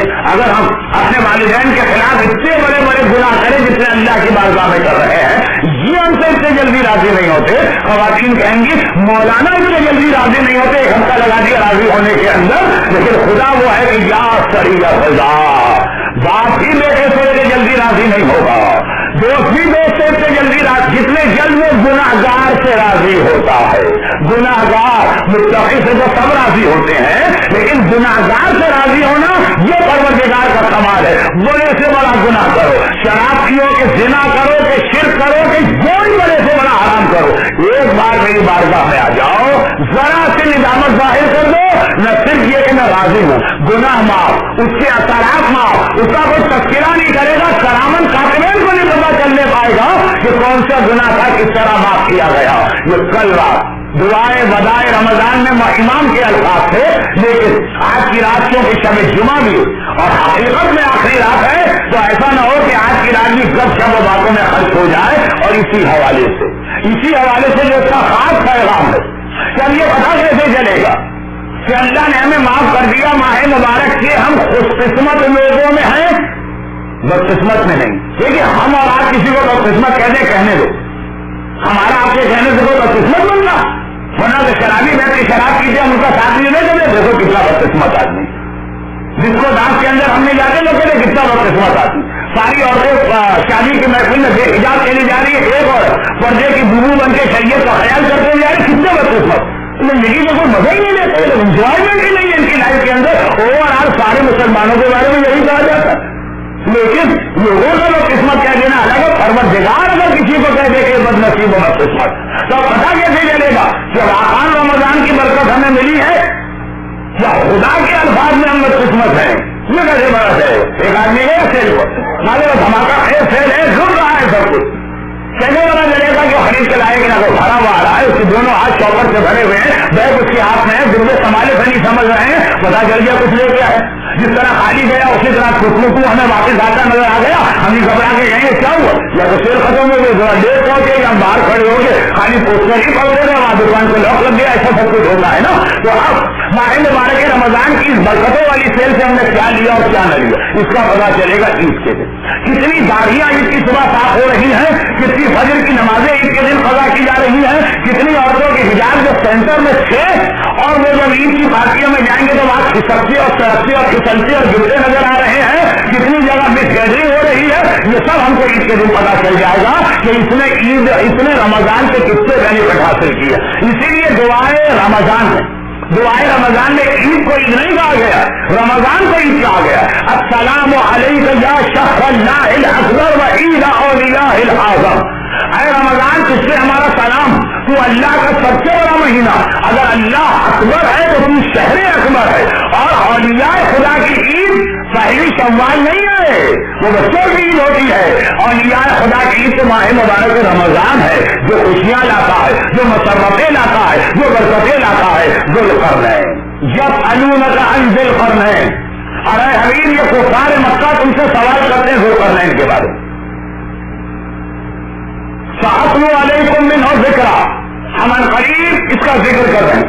और फौरन कुरान ने एक आयत के बाद जिक्र शुरू कर दिया, हम इसका जिक्र कर रहे हैं। ज़ुल्क़रनैन का जो जिक्र शुरू हुआ, उस जिक्र को आखिरी मंजिलों पे लाने से पहले एक दो छोटी सी बातें कुरान के हवाले से कह दी। कुरान माह मुबारक रमजान बुनियादी एतबार से कुरान का महीना, कुरान के हवाले से दो छोटी बातें। पहली बात, कुरान करीम बगैर जरूरत के किसी चीज की तफसील नहीं जाता। कुरान हिस्ट्री की बुक नहीं, कुरान हिदायत की किताब है। कोई भी तारीखी बातें आए, चाहे कुफ़ार मक्का के रिक्वेस्ट है, उसमें भी कुरान से पूरा पॉइंट बात करेगा कि इसमें तुम्हारे लिए हिदायत क्या है, ये देखो कौन था, कहां से आया, किधर था, किस जमाने में था, उसका बाप कौन था, उसका बेटा कौन था, कितने साल कहा था, इससे तुम्हारा क्या ताल्लुक, ये सब तुम्हें पता नहीं चल गया तो इससे तुम्हें क्या गाइडेंस मिलेगी। ये कुरान का स्टाइल हर जगह है, लेकिन खास तौर सूरह कहफ के अंदर कुरान का ये स्टाइल बन गया कि सूरह कहफ में कुरान करीम ने 3 तारीखी वाक़यात बयान किए, हिस्ट्री, पूरा हिस्ट्री, और ना اصحاب اکرام کی کوئی ڈیٹیل بتائی نہ حضرت موسیٰ اور خضر کے واقعے میں خضر کا نام تک لے کے نہ دیا کہ یہ ہے کون جن کی پوری اسٹوری آ رہی. اور یہی طریقہ قرآن کا ذوالقرنین کے بارے میں بھی رہا کہ خود قرآن کہہ رہا ہے یہ لوگ ذوالقرنین کے بارے میں پوچھ رہے ہم تم کو بتائیں گے لیکن کام کی بات جو قرآن کے اعتبار سے کام کی بات ہے ہدایت. باقی کوئی ان کی ہسٹوریکل ڈیٹیل قرآن کے اندر نہیں آئی. اب ہوا کیا کہ تو ویسے ہی ذرا آدمی کو سسپینس ہوتا ہے کہ تاریخی نام آگے آ گئے اس کی ڈیٹیل پتا چلے جن سے کوئی تعلق نہیں. کوئی تعلیم آپ کا وجود پڑھنے آیا اس کا علم سے استفادہ کریں اس کی باتوں سے سنیں. لیکن کوئی محسوس ہوگا خواتین کو ذرا زیادہ ہوتا مولانا آپ کی بیوی ہے کہ نہیں بچے ہیں تو کتنے بچے ہیں زندہ ہے کہ مر گئی ہیں آپ مولوی ہیں تو ایک شادی کی ہے کہ 2-3 شادیاں کی ہوئی ہیں یہ سوال سے محسوس ہوتا ہے آپ کی زندگی بتائی اس کا کیا تعلق وہ ذرا خلوص و محبت میں جو خوش ہے مرد بھی اور عورتیں بھی. لیکن وہ قرآن کا اسٹائل ہے کہ ذوالقرنین کی بیوی تھی کہ بچے تھے کہ باپ کون تھا کہ کتنے سال رہے کہاں رہے یہ ڈیٹیل سے تمہارا تعلق نہیں. ایک طرح سے کہ قرآن تاریخ کی طرف دوسرا اس لیے کہ قرآن اگر ڈیٹیل بتائے گا تو اتنی ساری چیزیں آپ سنیں گے نا تو اس کے اندر اصل پیغام آپ بھول جائیں گے. جو گائیڈنس والا پہلو رہے نہیں ساری باتوں میں رہ کر تو قرآن ان سب کو چھوڑ دیتا. انسان کی فطرت ہے کہ کچھ معلوم کرنا چاہتا. اچھا اگر کچھ معلوم کرنا چاہتا تو یہ تم کو بتائیں گے صرف پہلے مولا نے کہہ دیا کہ قرآن وہی بتائے گا تو یہ بھی جانتا ہے کہ آیت کب نازل ہوئی کہاں نازل ہوئی جلوت میں آئی کہ خلوت میں آئی کہ قبل ہجرت آئی کہ بعد ہجرت آئی کہ عام ہے آیت کہ خاص ہے آیت کہ ناسخ ہے آیت کہ منسوخ ہے آیت وہی بتا سکتا ہے جس کو ہر آیت کے بارے میں پتا ان کو تو بھیج دیا مسلمانوں. اب کیا ہوا جیب آ گئے مسلمانوں کے پاس قرآن انکمپلیٹ بات کر رہا ہدایت کی بات کمپلیٹ کر رہا. اس کے علاوہ مسلمانوں کو شوق ہے ڈیٹیل معلوم کرنے ڈیٹیل بتائیں گے پھر والے میں پہلے بیٹھ کو تو اس سے نکال دیا یہ پھر ان کی بلینک سے فرمائے تو کیا ہوا. اب یہ جو جعلی اور جھوٹے لوگ سامنے آ کے بیٹھے تھے ہم آ گئے ان کے پاس جانے کی کیا ضرورت ہم بھی تو موجود ہیں ہم سے پوچھو. انہوں نے جواب دینا شروع کیا. جب انہوں نے جواب دینا شروع کیا تو ان کے ساتھ خرابی یہ ہوئی کہ یا تو وہ بالکل جاہل تو سارے انہوں نے جواب ایسے ٹھوک دی جو سنائی اور یا پھر ان میں سے کچھ جوس تھے جو انٹینشنلی مسلمانوں میں پلان کیے گئے جس میں بہت ہی مشہور نام ابی ابن کعب کا. یہ وہی ہے جس کے سر پہ حضرت ابو ذر غفاری نے ڈنڈا مارا اور وہی جملہ کہہ کے ڈنڈا مارا تھا کہ میرا دل کیا رہا ان نوجوانوں کے سر پہ ڈنڈا ماروں وہ جملہ کہہ کر جو دسترخوان پر بحث کر رہے کہ گانا حلال ہے کیونکہ فلم خدا کے لیے کہ نصیر الدین شاہ کہہ رہا ہے کہ گانا حلال اللہ یہ کون نے کیا کہ حلال ہو گئی تو گلوکار اور اداکار آ کے ہم کو بتائے کہ حلال خدا کیا اور حرام خدا کیا. اتنی بانج تو شیعہ قوم کر ہی دینا اور ایسے ہم نے کسی دشمن اہل بیت کا دامن تو نہیں تھاما تھا کہ یہاں تک ہم پہنچ جائیں. تو حضرت ابو ذر کا جملہ یاد ہے نا کہ حضرت عثمان کے سامنے گئے اور کہا کہ جو تم نے دولت کی لوٹ مار مچا رکھی ہے نا اور ہر طرف سے جمع کر رہے ہو مودودی نے بھی خلافت ملوکیت میں اشارہ کیا یہ غلط ہے یہ اسلام کے خلاف ہے. عثمان کے رائٹ ہینڈ سے ابی ابن کعب دینی معاملات عثمان نے کہا یہ تو میرا ایڈوائزر ہے ریلیجیس ایڈوائزر یہ یہودی سے تورات کا عالم تھا بعد میں مسلمان ہوا تو یہ تو کہتا بالکل جائز. ابی ابن کعب ابو ذر کی جانب کہا یہاں قرآن میں لکھا خالی 40واں حصہ زکات دے دو خود تو ان لوگوں نے پہلے دن ہی ختم کر دیا باقی سارا مال تمہارے لیے حالات. ابو ذر غفاری علمی مسائل پر بہت بحث کر چکے سلمان فارسی لیکن سلمان اگر بحث کرے علمی مسائل میں تو سمجھ میں بھی آتا ہے مزہ بھی آتا ہے. وہ رسول کے قرآن صحابی ہیں وہ قرآن دیتے ہوئے ہیں یہ کل کا یہودی جو رسول اللہ کے بعد اسلام کے دائرے میں آیا آج ہم کو ابو ذر سے جو 5ویں مسلمان بالکل شروع کے 5 مسلمانوں میں مجھے یہ اسلام سکھا جملہ ہے کہ ابو ذر نے اپنا اٹھا کے سر کے بعد کہا گیا یہودی کے بیٹے آج یہ بھی لگے کہ ابو ذر جیسے سابق اسلام کو پوری اسلام سکھا رہا تو یہ ایک مرحلہ ہے جو ابو ذر نے ہم کو بتایا کہ ہماری قوم اب ایسی بھی بے غیرت تو بات نہیں ہونا چاہیے گانا سننا سنو یہ کہہ کے مسئلوں کی جو فلم خدا کے لیے کہ فلاں حدیث کی کتاب کے پیج نمبر فلاں میں اور قرآن کی فلاں آیت میں اور حضرت داؤد کے فلاں معجزے میں گانا شامل تھا تو خیر اب یہ جو ایک مسئلہ تھا یہ تھا اس زمانے اہل بیت کو مائنس کر دی. اب کیسے یہ بیت ہے نا وہ بھی ان کو مل گیا زیادہ تر یہودی علماء مل گئے کیونکہ قرآن کی اکثر ہسٹری تورات اور انجیل میں بھی آئی ہوئی موسیٰ کے واقعات قرآن میں ہیں تورات ہے پوری ہسٹری، تورات ایز اے ہسٹری بک ہے، وہ آگے بتاتے ہیں کہ بھائی یہ موسیٰ یہ تھے، اس وقت پیدا ہوئے، خضر یہ تھے، وہ مسلمانوں کو ایک نئی معلومات ملے، اہل بیت کا دامن چھوڑ، جس کے نتیجے کے اندر فلوریڈا میں جو سورہ کہف پر اعتراض ہے وہ یہی ہوا. دیکھیے سورہ کہف شروع ہو گیا، شروع نہیں ہوا، ختم ہو گیا، ذوالقرنین کا واقعہ شروع ہوا. یہ آیت تھی جس سے اعتراض ہوا. میرے پاس اتنا ٹائم نہیں ہے کہ میں سب کا جواب دوں. خلاصہ یہ قرآن کہہ رہا کہ ذوالقرنین وہ ہے جس کو ہم نے پوری دنیا کی حکومت دی اور تمام دنیا کے سارے ریسورسز اس کو دیے. فاج بات سبابا تو اس نے ہمارے دیے ہوئے ریسورسز کو استعمال کیے. حتیٰ اذا بلغا مغرب الشمس، یہاں تک کہ وہ چلتے چلتے جہاں سورج ڈوبتا ہے نا، یہ ایکسٹریم ویسٹ وہاں تک پہنچا. وجہ تغرب فی عین حمیۃ، اور اس نے دیکھا کہ سورج ایک عین میں، عین مانے چشمہ، حمیہ یعنی مڈی پول، کیچڑ بھرا ہوا پانی کا چشمہ جسے انگریزی میں کہتے ہیں مڈی پول، اس کے اندر ڈوب رہا. وہ قرآن کہہ رہا ویسی جگہ پہنچے جہاں اس کو سورج ایک تالاب میں، کیچڑ سے بھرے ہوئے تالاب میں، مڈی پول میں ڈوبتا نظر آیا. بہت ہی عام سی بات. آپ کہیں بھی ایسی جگہ جا کے کھڑے ہوں، سمندر کے کنارے، دریا کے کنارے، تالاب کے کنارے، جب سورج آپ کے سامنے ڈوب رہا ہوگا ایسا لگے گا جیسے وہ سمندر میں جا رہا ہے. یہ مشاہدے کی بات، اس کا کوئی سائنس سے تعلق نہیں. اب یہاں پر مسلمانوں نے عزیز بنائی، لیکن قرآن نے صرف اتنا کہا اس کو سورج ڈوب کے پانی میں جاتا نظر آیا. اور یہ واقعی وہ چیز ہے جو ہر آدمی آبزرو کر سکتا ہے، کوئی بھی اس میں قابل اعتراض بات. اس سے فلوریڈا میں 2003 کے سارے اسلامک سینٹر کے کھلائے. تو قرآن کتنی نان سینس کتاب، کیونکہ یہاں پہ حضرت ابو ہریرہ کی حدیث آ گئی. اور وہ حدیث آئی ہے کہ جب ذوالقرنین گئے تو انہوں نے وہ پانی کا چشمہ دیکھا، سورج ڈوبا، سورج رکا، سورج اس میں اترا.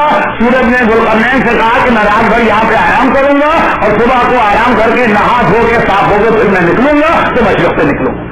قرآن کچھ نہیں کہہ رہا، قرآن کہہ رہا ہے کہ ذوالقرنین کو سورج پانی میں اترتا نظر آئے، لیکن باقاعدہ سورج کا گھر بنایا، سورج کی گفتگو بنائی، سورج کی تفصیل بتائی، وہ قرآن میں نہیں. اگر کہ ہمارے مومن کے لیے تو راوی کا نام ہی بتانے کے لیے کافی تھا کہ کیسے روایت ہوگی، لیکن پھر اس قسم کی جو روایتیں بنی اس سے قرآن پہ الزامات آنے لگے. قرآن کوئی ایکسیپٹ کا سورج ڈوبتا نظر آئے. لیکن خیر یہ تو میں نے جیل کی بات کہی، اسی قرآن کی تفسیر بھی نہ زیادہ اپنی عقل سے کی جائے نہ اہل غیرے سے کی جائے، یہ ضرور سامنے رکھا جائے کہ اہل بیت رسالت نے اس کی کیا وضاحت کی. اب آئیے، بات بہت لمبی ہو رہی ہے اور آج میرے پاس وقت نہیں ہے، لیکن انشاءاللہ 29 تقریر تو ہو جائے گی نا انشاءاللہ. تو خلاصہ یہ کہ اس سے ایک مسئلہ اور حل ہوا، وہ یہ ہے کہ یہ بحث ہے کہ حضرت ذوالقرنین 3 ٹریولنگ کی انہوں نے، ایک مغرب میں، ایک مشرق میں، ایک مغرب میں.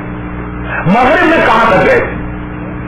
تو روایتوں میں کہ اللہ نے ان کو ساری دنیا کی حکومت دی تھی، لیکن حکومت مطلب نان ورلڈ. بعد میں کہا اس سے مطلب اٹلانٹک. جو اس زمانے کے علماء نے کہا جب اٹلانٹک پہ دنیا ختم ہو جاتی تھی. آپ لوگ اس وقت دریافتی لے ہوئے تھے نا، کینیڈا نہ امریکہ، وہ اس وقت تک آدمی وہاں پہنچے ہی نہیں تھا.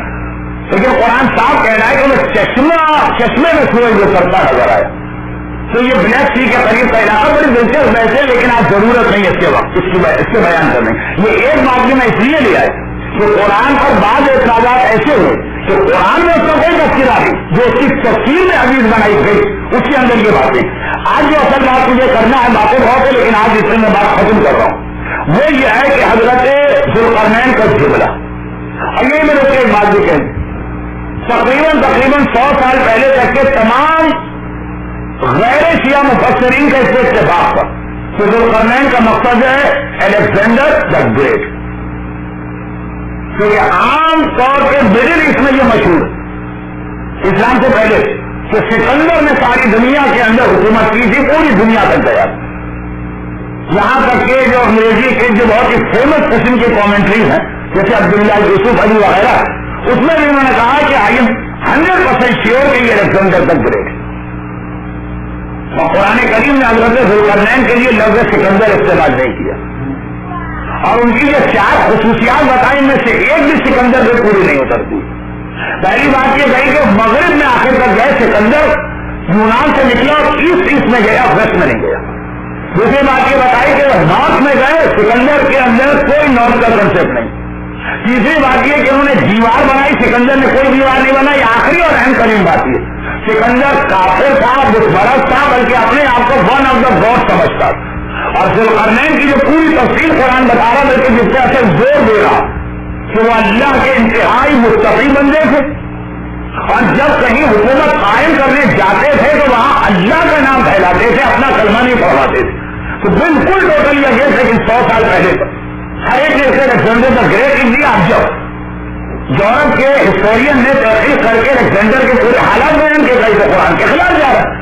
وہ مفسرین کی غلطی ہے جس کا قرآن سے کوئی تعلق نہیں، قرآن نے کوئی تذکرہ نہیں کیا. البتہ جو ہمارے علماء نے کہا کہ 100% کنفرم ہے کہ الیگزینڈر الگ ہے، ذوالقرنین الگ، وہ اس لیے کا کیا قرآن کہتا ہے کہ جب چلتے چلتے وجدہ اندہ قومن، جا رہے ہیں چل رہے قوم نظر آئی، ان کو جا کر پیغام حق دیا. اب خدا کہہ رہا قلنا، ہم نے کہا یا ذوالقرنین، اے ذوالقرنین خدا کہہ رہا اما ان تعذب و اما ان تتخذ فیہم حسنا. دیکھو تم کو ان کے اختیار مل گیا، تم نے ان کو شکست دے دی، تمہاری حکومت قائم ہو گئی، تمہاری مرضی ہے چاہے ان کو سزا دو چاہے ان کے ساتھ نیک سلوک کرو. یہ خدا نے کہا، قلنا ہم نے کہا. آپ کو یاد ہوگا شروع تفسیر میں محض آئیسی کے علماء میں اختلاف ہے کہ حضرت خضر نبی ہے کہ نہیں ہے، ذوالقرنین نبی ہے کہ نہیں. قرآن نے کہیں اشارہ نہ دیا کہ دونوں نبی، لیکن ایک لفظ ایسا رکھ دیا ان کے واقعے. حضرت خضر کے واقعے کا وہ لفظ تھا ما فعلت، میں نے یہ کام اپنی مرضی سے نہیں کیا، کسی کا اللہ کے حکم سے کیا. تو کہا کہ حکم خدا سے نبی پہ آتا اشارہ. یہاں پر جو قرآن کہتا قلنا یا ذوالقرنین، ہم نے ذوالقرنین سے کہا. علماء نے کہا اللہ جو بات کرتا ہے کسی بندے سے تو صرف نبی ہو، اس لیے اس کے اندر اشارہ ہے نبوت کا. اس کا جواب بھی ہے کہ اللہ نے اوحینا ام موسیٰ مادر موسیٰ سے بھی بات کی، لیکن وہ لمبی بحثیں ہیں. حضرت ذوالقرنین نبی ہیں کہ نہیں، قرآن بالکل خاموش. کہتا وہ نبی ہو تب بھی کیا اور نہ ہو تب بھی کیا. میسج ان کا لو کہ وہ میسج کیا دے رہے ہیں. البتہ اشارہ یہ کرنا کہ ہماری ڈائریکٹ ذوالقرنین سے بات ہوئی. ذوالقرنین نے کیا کہا، اور میں یہاں پہ پھر ایک لفظ استعمال کروں جو میں نے حضرت موسیٰ کے واقعے میں استعمال کیا. جب میں موسیٰ کا واقعہ پڑھ رہا تھا میں نے کہا صاحب ایک کام دیکھ لیجیے کہ جہاں جہاں موسیٰ کا نام ہے اس کو کاٹ کے اپنا نام لکھ دیجیے، اور جہاں جہاں خضر کا نام ہے اسے کاٹ کے امام زمانہ کا نام لکھ دیجیے. میں نے کہا نا پھر دیکھیے آیت بالکل لگے گی جیسے آپ کی آیت، لیکن ذرا سوچ سمجھ کے. ایک صاحب نے دوسرے صاحب سے کہا بھائی یہ قرآن میرے لیے لکھ دیجیے گا. جیسے سورہ کہف کے لوگ ایک دوسرے سے کیسے کرے نا کہ بھائی ہم نہیں لکھ سکتے تم لکھ دینا. قرآن لکھیے گا. پہلے زمانے میں نہ پرنٹنگ تھی کہ سب بات آ چکی ہے، قرآن لکھ کے دے وہ صاحب اجرت دے. جن صاحب نے قرآن منگوایا تھا دیکھیے قرآن آپ نے پوری احتیاط سے لکھا نا، کہیں کو غلط لفظ کو غلط نہیں کر دیا، کہیں بہت احتیاط کی. صرف قرآن میں ایک غلطی نظر آئی اس کو میں نے ٹھیک کر دیا. کیا غلطی نظر؟ اللہ کی کتاب بغیر رضو کے ہاتھ نہیں لگا سکتے، اتنی مرکز والی کتاب اس میں جگہ جگہ شیطان کا نام لکھا ہوا تھا. اتنی پاک کتاب میں شیطان مجھے اچھا نہیں لگا، جہاں جہاں شیطان کا نام تھا میں نے کاٹ کے آپ کے باپ کا نام رکھ دیا. اچھا تو مطلب کریکشن کے لیے بھی عقل چاہیے. آج کل بہت سے لوگ اسلام میں کریکشن کر رہے ہیں نا کہ یہ ڈیلیٹ کرو، مسئلہ غلط، وہ مرضی غلط، یہ فتویٰ غلط، سائنس یہ کہتی ہے، خلا یہ کہتا ہے، عقل استعمال کریں. ہم وہی کریکشن کر رہے ہیں کہ شیطان کا نام اس میں نہیں آ گئی، آپ کے باپ کا نام. اچھا تو اب یہ والی آیت بھی ایسی کہ خدا ذوالقرنین سے کہہ رہا تمہاری مرضی. اعلیٰ ذوالقرنین جواب دے رہے. اب آپ یہ گویا یہ کہیے ذوالقرنین کا نام ہٹا دیے، یہ سمجھیے امام زمانہ یہ جواب دے رہے. یہ ہوتی ہے حکومت اسلامی، یہ اس کا اصول. ذوالقرنین بھی حکومت اسلامی قائم کریں گے اور امام زمانہ. اما من ظلم، خدا نے چوائس دے دیا کہ میں کچھ نہیں کروں، تمہاری مرضی ہے، سزا دو یا اچھا سلوک کرو. عادل بادشاہ نے، اسلامی بادشاہ نے جواب دیا من ظلم فسوف نعذبہ، جس نے دوسرا پر ظلم کیا اس کو معافی کیا جائے. ظالم کو ضرور سوال عذاب ملے گا، ثم یرد الی ربہ، اگر میں عذاب دوں گا یہ تو یہاں دنیاوی سزا، پھر وہ واپس اللہ کی طرف جائے گا اور یعذبہ عذابا نکرا، اللہ اس کو الگ عذاب دے گا. بالکل یہی ہمارے امام کی حکومت میں ہوگا. شمر واپس آئے گا، یزید واپس آئے گا، عمر فاروق واپس آئے گا، ابن ملجم واپس آئیں گے اور سارے ظالم آئیں گے. امام یہاں الگ سزا دیں گے اور اس سے وہ گناہ کو معاف نہیں ہوگا، اور جب وہ اللہ کے بعد پلٹ کے جائیں گے فَيُعَذِّبُهُ عَذَابًا نُكْرًا، اللہ الگ عذاب دے گا. ہم لوگ ایسے کہ اگر اللہ ہمارے کسی گناہ کی سزا ہمیں دنیا میں دے دیتا تو پھر آخرت میں نہیں ملے گی. اگر امام ہمارے کسی غلطی کی سزا اس دنیا میں ہم کو دے دیں گے پھر آخرت میں نہیں ملے گی، لیکن یہ والے جو ظالم ہے جو پہلے ظالم آتا ہے بالکل حکومت امام کا منشور اور ان کی پالیسی یہ شاید میں آ رہی وہ من آمن وعمل صالحا، اور ذوالقرنین کہہ رہے ہیں وہ امام زمانہ کہہ رہے ہیں کہ ہاں جو ایمان لائے گا اور نیک کام کرے گا فَلَهُ جَزَاءُ الْحُسْنَى، ہم اسے اسی دنیا میں بہترین انعام دیں گے، وَسَنَقُولُ لَهُ مِنْ أَمْرِنَا يُسْرًا، اور جو کام بھی ہم اس سے لیں گے تو آسان کام، زندگی اس کے لیے آسان کر دیں گے۔ یہی حکومت امام میں ہوگا کہ اگر آپ نے آج عمل صالح کیا امام انعام الگ دیں گے، اور امام کی حکومت میں اگر آپ کے لیے زندگی بڑی سہل و آسان ہو جائے گی، وہ برکتیں کیا ہے وہ مجھے بیان کرنا تھا لیکن وقت نہیں ہے، لیکن ابھی نہیں ہے، زندہ رہا تو انشاءاللہ آئندہ سال ہوگا۔ اب آئیے پھر قرآن کہہ رہا دیکھیے تو یہ دو باتوں کے لیے یہ آیت پڑھی، اس میں نبوت کا اشارہ ہے کیونکہ خدا کہتے ہیں ہم نے ذکر کرنا ان سے کہا، اور دوسرا وہ والا مسئلہ کہ حکومت امام ضمانت یا حکومت عدل کیسے ہوتی ہے، یہ تو ہو گیا بعد والوں کے لیے پیغام۔ جب قرآن نازل ہو رہا تھا اس وقت والوں کے لیے بہت اہم پیغام جو میرے اس جملے سے ملنے جا رہا کہ ہمیں کیسا پتا چلے کہ رمضان کی رحمتوں کی سیل ہم نے لی ہے کہ نہیں لی، بالکل آخری بات وہ ایسے پتا چلے کہ پھر دوسرا سفر ان کا وہ چھوڑ دیجیے، تو انشاءاللہ میں اپنے دوسرے سفر میں دوسرا سفر بتاؤں گا۔ پھر آئیے تیسرا سفر کہ حتیٰ بلغا پھر سجین ایسی جگہ پہنچے جہاں بہت ہی مظلوم قوم تھے، حاکم کی ذمہ داری ہے مظلوم قوم کی مدد کرنا۔ قالوا یا ذوالقرنین، انہوں نے کہا آپ ہمارے بادشاہ ان یاجوج و ماجوج، زندگی ہمارے لیے ضیق کر دی ہے، یاجوج و ماجوج نے مفسدون خلاف فساد برپا کرتے پھرتے پوری دنیا میں ہمارے اور ان کے بیچ میں سے رکاوٹ بنا دیے، کل جتنے آپ نے سن لی۔ جب وہ پوری اس زمانے کی ٹیکنالوجی کے اعتبار سے کارنامہ جو چیزیں آج آسان ہے اس زمانے میں کتنی مشکل، اور آپ نے ڈیٹیل پر سن لی کہ لوہا لاؤ اور آگ جلاؤ اور اس طرح سے اس دیواروں کو بناؤ اور اس پر تانبا چڑھاؤ، بہت بڑا کارنامہ اس زمانے کے اعتبار سے یہ سب کر لیا۔ قالوا هذا رحمت من ربی، اب دیکھیں یہ قرآن پیغام دے رہا ذوالقرنین نے یہ سارا کارنامہ کیا تھا، میں بہت بڑا انجینئر ہوں، میں بہت بڑا حکمران ہوں، میں بہت طاقتور ہوں، دیکھا میرا کمال نہیں، کہا هذا رحمت من ربی، میں تو کچھ بھی نہیں، جو کچھ ہے میرے پروردگار کی رحمت ہے کہ جب آدمی کو اللہ کوئی عہدہ دیتا، آدمی کو اللہ کوئی ہنر دیتا ہے، آدمی کو اللہ دنیاوی اعتبار سے بڑا کرتا ہے، اس میں عاجزی آنا چاہیے، اس کے اندر شکر خدا کا جذبہ پیدا ہونا چاہیے، میں نکل جانا چاہیے کہ یہ میں نے کیا، وہ میں نے کیا، یہ میرا کارنامہ ہے، یہ میں نے اپنے گھر والوں کو بنا، تم کچھ نہیں ہو نصیب۔ اور اس وقت سب سے بڑا مسئلہ پھر ایک جملہ یاد کیجیے جو پہلی تقریر میں آیا تھا آج آخری تقریر میں آ کے بات ختم ہو رہی کہ قریش مکہ کے 3 سوال خدا نے ایسا جواب دیا کہ ان کے سوال کا جواب تو ملا، لیکن ساتھ ساتھ جو اس زمانے میں ان کے پرابلم تھے اسلام کے اگینسٹ اس کو بھی خدا نے ساتھ ساتھ بتا دیا۔ قریش مکہ نے ذوالقرنین بتا دی یہ ہے ذوالقرنین، ساتھ میں ان کو ایک پیغام مل گیا، کیا پیغام؟ موسیٰ خضر کے واقعے کا پیغام آپ نے سنا کہ قریشیوں کو کیا پیغام دیا، اصحاب کہف کا سنا، اس میں کیا پیغام؟ قریش ایک وقت آیا تھا کہ اسلام سے کمپرومائز کر رہے تھے، ابو جہل ابو لہب یہ جس سے بڑے بڑے ابو سے بڑے ابو، چھوٹے ابو نہیں، یہ بڑے بڑے جو ابو تھے یہ اپنی قوم کی کریم ہے، یہ سمجھ رہے تھے کہ اسلام صحیح، مگر ان میں تصور بھرا ہوا۔ ایک وقت آیا جب رسول اللہ سے کہا تھا کہ ہم پھر بھی اسلام قبول کرنے کو تیار ہیں، شرط یہ کہ یہ جو تمہارے یہاں سسٹم ہے نا کہ نو ڈسکریمنیشن، امیر غریب غلام آقا سب ایک ساتھ آتے ہیں، ایک ساتھ بیٹھتے ہیں، ایک ساتھ جماعت میں کھڑے ہوتے ہیں، بلکہ اگر غلام پہلے آ گیا آقا بعد میں آ گئے تو غلام رسول کے پیچھے ہوگا، آقا آگے، آقا ہو جا کے نیچے کی کرسیوں بیٹھے گا، نہیں یہاں کے لوگوں کی بات نہیں کر رہا ہوں، وہ رسول اللہ کے زمانے کی جو پہلے آیا وہ آگے آئے گا، جو بعد میں آئے وہ پیچھے جائے گا، کہا کہ یہ نہیں ہو، یہ بلال ہمارا غلام، ہماری غیرت برداشت نہیں کرتی ہے، ہماری حکومت برداشت نہیں کرتی ہے کہ ہم اور بلال ایک ہی قالین پر بیٹھے، ٹائم غلط کر دو، ٹھیک ہے ہم کو اس پہ اعتراض نہیں، ہمیں کوئی اور ٹائم پہ بلا، لیکن اس وقت نہ ہمارے غلاموں کے سامنے بٹھا دی۔ پیغمبر نے کہا نہیں یہ نہیں ہو سکتا، یہ اسلام نہیں رہا، جس اسلام میں ایسا ڈسکریمنیشن آ جائے وہ اسلام نہیں، تو کم از کم ایسا کرو کہ 2 الگ الگ قالین بچھانا، غلام یہاں بیٹھے اور آقا یہاں بیٹھے، یہ بھی نہیں ہو سکتا۔ کافر ہم اسلام قبول نہیں کریں. رسول نے کہا تم سارے ابو لوگوں کے اسلام قربان ہے بلال کے اسلام پر. وہ اسلام خالص اسلام, وہ انکنڈیشنل اسلام. اور تمہارا اسلام لانے کے بعد بھی میں سے بڑا ہوا, میں یہ ہوں, میں بڑا ہوں, میں غلام چھوٹا ہے, اللہ کے سامنے سب برابر ہے سوائے متقی آدمی کے. اب یہ جو قریشیوں میں تھا تو قرآن نے ان کا دماغ سنا ٹھیک ہے تم ہو.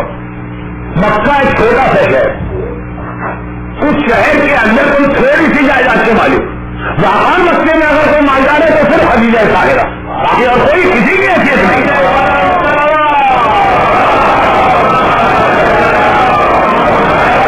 ایک مکہ شہر کے 13 سرداروں میں تم ایک سردار, تو تمہارا دماغ ہے کہ الہی نے بہت ہے. ذوالقرنین کو دیکھو, ساری دنیا کا حکمران تھا, مغرب بھی اس کے قبضے میں تھا, مشرق بھی اس کے قبضے میں تھا, شمال بھی اس کے قبضے میں تھا, ٹیکنالوجی کے اعتبار سے اتنا بڑا تھا, طاقت کے اعتبار سے اتنا بڑا تھا. اس کے باوجود اتنا اس کے اندر پولائٹنس اور انکساری ہے, اتنا ہمبل ہے.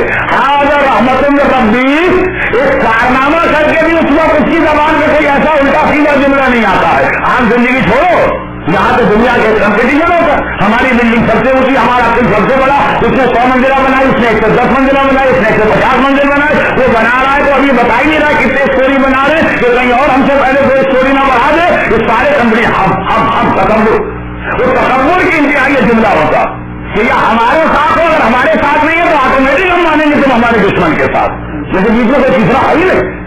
توحید پروردگار ہے, ایک اللہ کو مانو یا پھر تم مسلم بن گئے. کتنا تکبر کا جملہ ایک بڑی طاقت والے کی زبان پہ آ گیا. ذوالقرنین کا واقعہ قریش مکہ سے لے کر آج کے بڑے شیطان تک کے لیے میسج ہے کہ تمہاری کیا حکومت ہے اور تمہاری کیا طاقت ہے. دیکھیے ٹیکنالوجی ہوتی ہے اپنے زمانے کے اعتبار سے, اس زمانے کے اعتبار سے ذوالقرنین نے کتنی بڑی ٹیکنالوجی نکالی. اس کے بعد کہتا حاضر رحمت ربی, کتنا اس کے بعد احساس شکر ہے, کتنا وہ حمل ہے, کتنا وہ اللہ کے سامنے جھکا. کبھی اللہ نے اس کو اتنا بڑا بنایا. اللہ کے یہاں بڑا بننے کے لیے دنیا میں چھوٹا بننا پڑتا ہے. یہ دعائے مکارم الاخلاق کا جملہ. پروردگارا, جب دنیا میں مجھے کوئی بڑا رتبہ عطا کر تو اسی وقت میرے دل میں مجھے چھوٹا بنا دے تیری بارگاہ میں, تکبر نہ آنے پائے. اور یہی چیز دلیل بنے گی کہ کیا ہم نے ماہ مبارک رمضان کی سیل سے فائدہ اٹھایا. عید کا دن آیا تو ہم شکر خدا کے ساتھ ہیں کہ یہاں تکبر ہے. ہم نے بڑے روزے رکھے, آج بڑے اعمال کیے, اس سال تو بڑی نمازیں پڑھی. یہ جو فون آ جاتی ہے تکبر والی, یہ خالی دولت حکومت میں نہیں ہوتی, عبادتوں میں بھی ہوتی ہے. اور اس کا اندازہ اب کیسے ہو اندازہ وقت نہیں ہے میرے پاس, ٹائم بہت زیادہ گزر گیا. آج سمجھے کہ جمعرات سے میرا سلسلہ شروع ہوا تھا تو 29ویں تقریر اور 29ویں وعدہ خلافی, یہ کاؤنٹنگ میں اپنی وعدہ خلافیوں کی کر رہا ہوں, تقریروں کے لیے کر رہا ہوں. تو خیر جب اتنی ہو گئی تو ایک دن اور آپ نے برداشت کر لیا, وہ 5-7 منٹ آخری بات. ابھی بہت پیغام اس میں رہ گئے, پورا یاجوج ماجوج رہ گیا, پورا دجال رہ گیا, سب رہ گئے آئندہ سال کے لیے انشاءاللہ. اب یہ دیکھیے اس کو وعدہ ابھی نہ سمجھے گا, کیوں کہ میں مجبور ہوں اپنی زبان یہ دینے کی بنیاد پر. خلاصہ سب کیسے پتا چلے گا کہ آپ رمضان کے اختتام پر آپ کے دل میں شکر خدا ہے, ذوالقرنین کا جذبہ ہے, یا قریش مکہ کی عقل و غرور ہے. بہت ہی آسان. چوتھے امام نے اسی صحیفہ کاملہ میں جس کی 3 دعائیں آپ نے ایک ہفتے میں پڑھ لی. دعائیں توبہ شب قدر میں اسی سے پڑھی آپ نے صحیفہ کاملہ, دعائیں مکارم الاخلاق آپ نے اسی سے پڑھی, دعائیں الوداع رمضان اسی سے پڑھی. اس میں چوتھی دعائیں شکر ہے. امام کہتے ہیں کہ خدا بندہ تو کہتا ہے شکر ادا کر, اور کوئی شکر ادا کر ہی نہیں سکتا. اس لیے کہ جب اتنا کہے گا شکر للہ, اتنی دیر میں اتنی نعمتیں اور اس کے اوپر آ جائیں گی. زبان میں بولنے کی طاقت ہے, عقل میں سمجھنے کی طاقت ہے, تبھی تو شکر کہہ رہا ہے. زندگی ہے, سانس چل رہی ہے, تبھی تو شکر کہہ رہا ہے. خدا بندہ خالی لفظ شکر کہنے میں کئی نعمتیں آ گئی, اور ان کا شکر ادا کرنے گیا تو ہر کے شکر میں اتنی نعمتیں آ گئی, کیسے شکر ادا کرو. بات بالکل صحیح ہے, آپ بھی سمجھ گئے. امام کی تو ہر بات صحیح ہے, لیکن فوراً سمجھ میں آ گئی. تو ابھی اب کیا ہوگا اس کا نتیجہ. جن لوگوں نے دعا سنی, دعا ختم ہوتے اٹھ کے گئے امام کے پاس, مولا ایک طرف تو آپ کہہ رہے شکر ہو نہیں سکتا, دوسری طرف اللہ کہہ رہا شکر ادا کرو. آپ بھی اللہ کے نمائندے ہیں, وہ بھی اللہ. ٹھیک ہے آپ اللہ نہیں ہے, لیکن جو آپ کہتے ہیں سمجھے اللہ کہہ رہا, تو یہ بھی کلام خدا ہو گیا, وہ بھی کلام خدا ہو گیا. شکر ادا کرنے کا حکم دیا, شکر ادا بھی نہیں ہو سکتا. امام یہی چاہتے کہ لوگوں کے دل میں یہ سوال خود سے پیدا ہو. اور جواب دوں, کہا کہ جو میں نے کہا وہ بھی ٹھیک ہے, جو خدا نے کہا وہ بھی ٹھیک. ہم ہم زبان سے اللہ کا شکر ادا کر ہی نہیں سکتے تو آخر وہ کیسے ادا کریں شکر خدا کا؟ ہاں شکر النعم اجتناب المحارم. اللہ کی نعمتوں کا شکر یہ نہیں ہے کہ زبان سے شکر للہ کہتے جاؤ اور گناہ کرتے جاؤ. شکر النعم نعمتوں کا شکر ہے اجتناب المحارم، حرام چیزوں سے اپنے آپ کو بچاؤ. اگر تمہارے دل میں شکر کا جذبہ ہے تو اس کی پہچان یہ ہے کہ کوئی حرام تم سے نہیں ہو رہا ہوگا.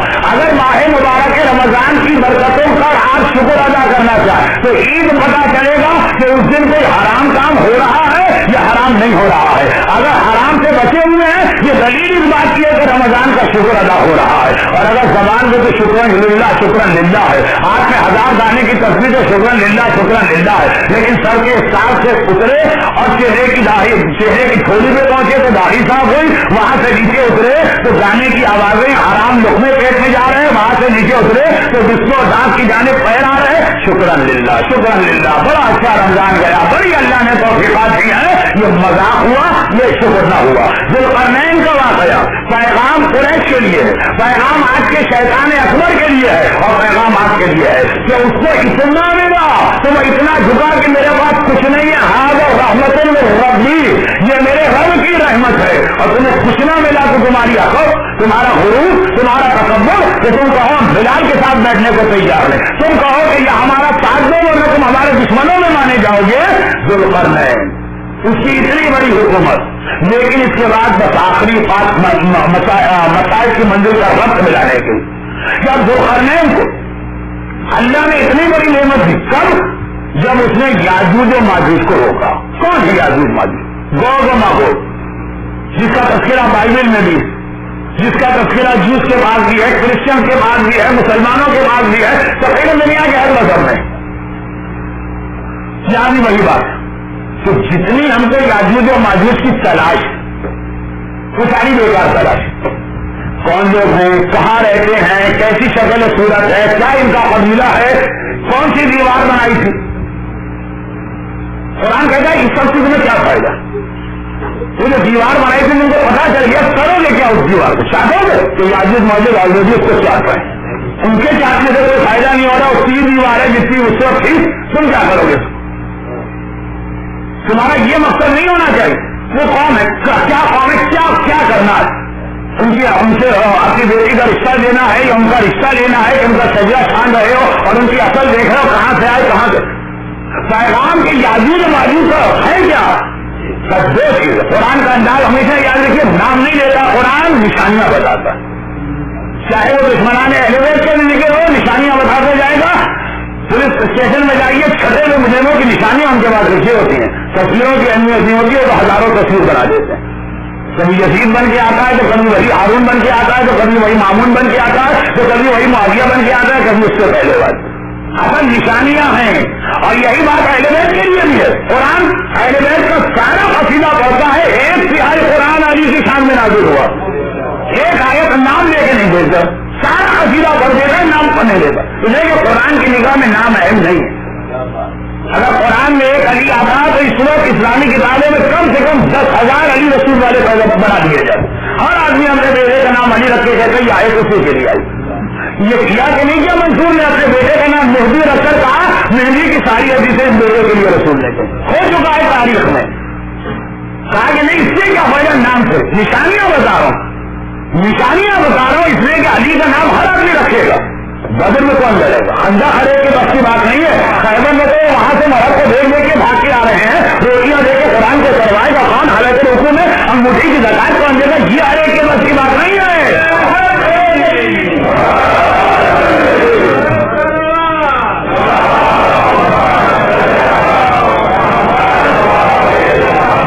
انشاءاللہ کل سے حجت الاسلام مولانا ذکی باقی صاحب قبلہ وہ تشریف لا کے جو کچھ میں نے آپ حضرات کے لیے دل شکنی کا اور آزودگی کا اسباب پیدا کیے، تقریریں بھی ایسی ہی رہیں، اس کا دوران کل سے ہونے والا ہے، لیکن یہ آخری جملہ تو قرآن نے یہاں بھی یہ پورا رکھا ہے. میرا آپ نے اندازہ کر لیا ہوگا کہ جتنی چیزیں قرآن بتاتا ہے یزید کا نام نہیں آ رہا لیکن نشانی آ رہی. حتیٰ یہ ليلة القدر یزید کے بارے میں نازل ہے. وہ 1000 مہینے کون سے تھے جب ممبر رسول کے بندے اتر رہے تھے. یہ تو قرآن کو زیادہ انٹرسٹ اس باتوں سے. یاجوج و ماجوج کے بارے میں قرآن نے 2 باتیں بتائی، وہی ہمارے لیے کافی ہے سمجھ سمجھنے کے لیے پہلی بات یہ بتائی ہے کہ یہ یاجوج اور ماجوج نارتھ میں رہنے والی کوئی قوم ہے. اب کہاں دنیا کے نارتھ ہیں؟ ہم تو خیر اس وقت پھنسے ہوئے آسٹریلیا میں، لیکن الحمدللہ آسٹریلیا دنیا کا ساؤتھ مانا جاتا ہے، ڈاؤن انڈر. اگر وہ ڈاؤن انڈر ہے تو آپ کو پتا ہے تو وہ نارتھ بن گئے. یاجوج اور ماجوج کی پہلی پہچان قرآن نے بتائی ہے کہ وہ نارتھ میں. اور یہ میں جو ہے جتنا آپ اس کو مزے لے کے کہہ رہے اتنے میں سیریس کہہ رہا ہوں دنیا کے حالات کو دیکھ کر. اور ایسے نارتھ میں ہے کہ جہاں ذوالقرنین سے پہلے کوئی نہیں گیا تھا، کیونکہ دیکھیے یہ بات طے چلا کولمبس پہلا آدمی نہیں تھا. اس سے پہلے کتنی ہی پرانی قومیں گئی تھی، فیلڈ میں گئے پایا. اب وہ کہتے ہیں وہ ڈینمارک کے ڈینش وائکنگ گئے تھے، لیکن ان سے بھی پہلے کچھ گئے تھے، فیلڈ میں گئے پا گیا. تو وہی ذوالقرنین ملیں گے اگر آپ اس کو ٹریس آؤٹ کریں گے چانسز نارتھ. تو جب نارتھ کی کوئی قوم جو ہے وہ بہت زیادہ طوفان بدتمیزی دنیا میں مچا. اور دوسری پہچان بتائی یاجوج و ماجوج مفسدون فی الارض، زمین میں انہوں نے فساد برپا کر کے رکھا ہوا. جب زمین کو بگاڑنے والی نارتھ سے کوئی قوم اتر کے آئے، اور زمین کا لفظ کہا ہے، اپنے علاقے کا لفظ نہیں کہا ہے، نارتھ سے اترنے والی کوئی قوم جو دنیا میں ہر جگہ پہنچی جا رہی، ضرورت ہو کہ ضرورت نہ ہو، وہ بغل میں اپنا مکھیا دبا کے یہاں بھی جا رہے ہیں، وہاں بھی جا رہے ہیں، وہاں بھی جا رہے ہیں، وہاں بھی جا رہے ہیں، اور جہاں جا رہے ہیں وہاں فساد برپا کر رہے ہیں. پہلے اچھا ماحول، پہلے ٹھیک ٹھاک ماحول تھا. عراق میں مہاراج میرے بہت سارے کانٹیکٹ ہیں. عراق کے مومنین کہتے ہیں جانتے نہیں تھی عراق میں شیعہ سنی ہوتی کیا تھی. اتنا قربت تھی، رشتے داریاں تھی، دوستیاں تھی، شادیاں تھی، پتہ ہی نہ مسئلہ کیا. ایسا دیکھتے ہی دیکھتے عراق کا ماحول ہماری آنکھوں کے سامنے اس طرح تباہ ہوا. اور جہاں پہ وہ حضرت گئے ہیں ہر جگہ آپ کو یہی نظر آئے. جو قرآن میں باقاعدہ کھلی کھلی نشانیاں ہیں. ہم لوگ لگ گئے کہ شاید ترک ہوں گے، شاید منگول ہوں گے، شاید چینی لوگ ہوں گے، شاید روسی لوگ ہوں گے. یہ بھی ایک طریقہ ہوتا ہے اصل مجرم سے توجہ ہٹانے کا. ہمارے یہاں یہ وہ چور بھاگ رہا ہے، لوگوں نے دیکھ لیا پیچھے دوڑے چور کے اوپر، وہ بھی چور کے اوپر چور مچا کے سڑک میں وہ جا رہا سارا مجموعہ ادھر چلا اس کو بھول. یہی ہے اس وقت. تو دیکھیں نشانیاں جو آپ خود اندازہ کرو پورا اشرا بن جائے گا. اس وقت میں بات ختم کروں کیوں، اس لیے کہ انشاءاللہ اگر اگلے سال میں آیا تو ایک اشرا ملے گا ہی مجھے، تین ملیں گے، ایک یاجوج و ماجوج. لیکن یہ دو نشانیاں ذہن میں رکھیے گا. نارتھ سے آنے والی کوئی ایسی قوم ہے جو دنیا سے کٹی تھی، دیوار بنا کے الگ کیا، مقصد کو دنیا سے کاٹ کے رکھا، دنیا کا پاس ہے اور دنیا سے الگ کی. اور یہ بھی اکثر آپ نے آئے پڑھ لی، وقت نہیں ہے تو میں آئے بھی نہیں پڑھ رہا ہوں. جب دیوار بنائی تب بھی کہا کہ یہ دیوار ہمیشہ نہیں رہے گی، آخری زمانے میں ریزہ ریزہ ہو کے یہ تمہارے درمیان آئیں گے اور وہ فساد جو ان کا مشغلہ ہے وہ فساد شروع کر دیں. اور دیکھ لیجیے آج کون فساد برپا کر رہا. اور اگر قرآن کے پورا انبیاء کی آیت کو اس سے ملا دیجیے تو پیغام مکمل ہو گئے. یاجوج و ماجوج و کان من کل حدب ينسلون. جب یاجوج و ماجوج آئیں گے اور مچھلی جیسی سواریوں میں بیٹھ کر ہر بلندی سے بستی پہ آئیں گے. دنیا میں جتنی سواریوں میں مچھلی سے ملنے والی ہے کون سی سواری؟ مچھلی کی خاصیت یہ ہے کہ وہ پستی میں ملتی ہے، یعنی سمندروں کے اندر. یہ کوئی ایسی مچھلی نما سواری ہے جو بلندی سے بستی پہ آتی ہے. وہ کون سی اس وقت دنیا کی قوم نے یہ یاد رکھی کہ دنیا کی سب سے بڑی طاقت کی اس وقت ساری بدتری جو ہے نا وہ فضائی جنگ ہے. زمینی جنگ میں وہ حصہ لینے کے قابل نہیں ہے.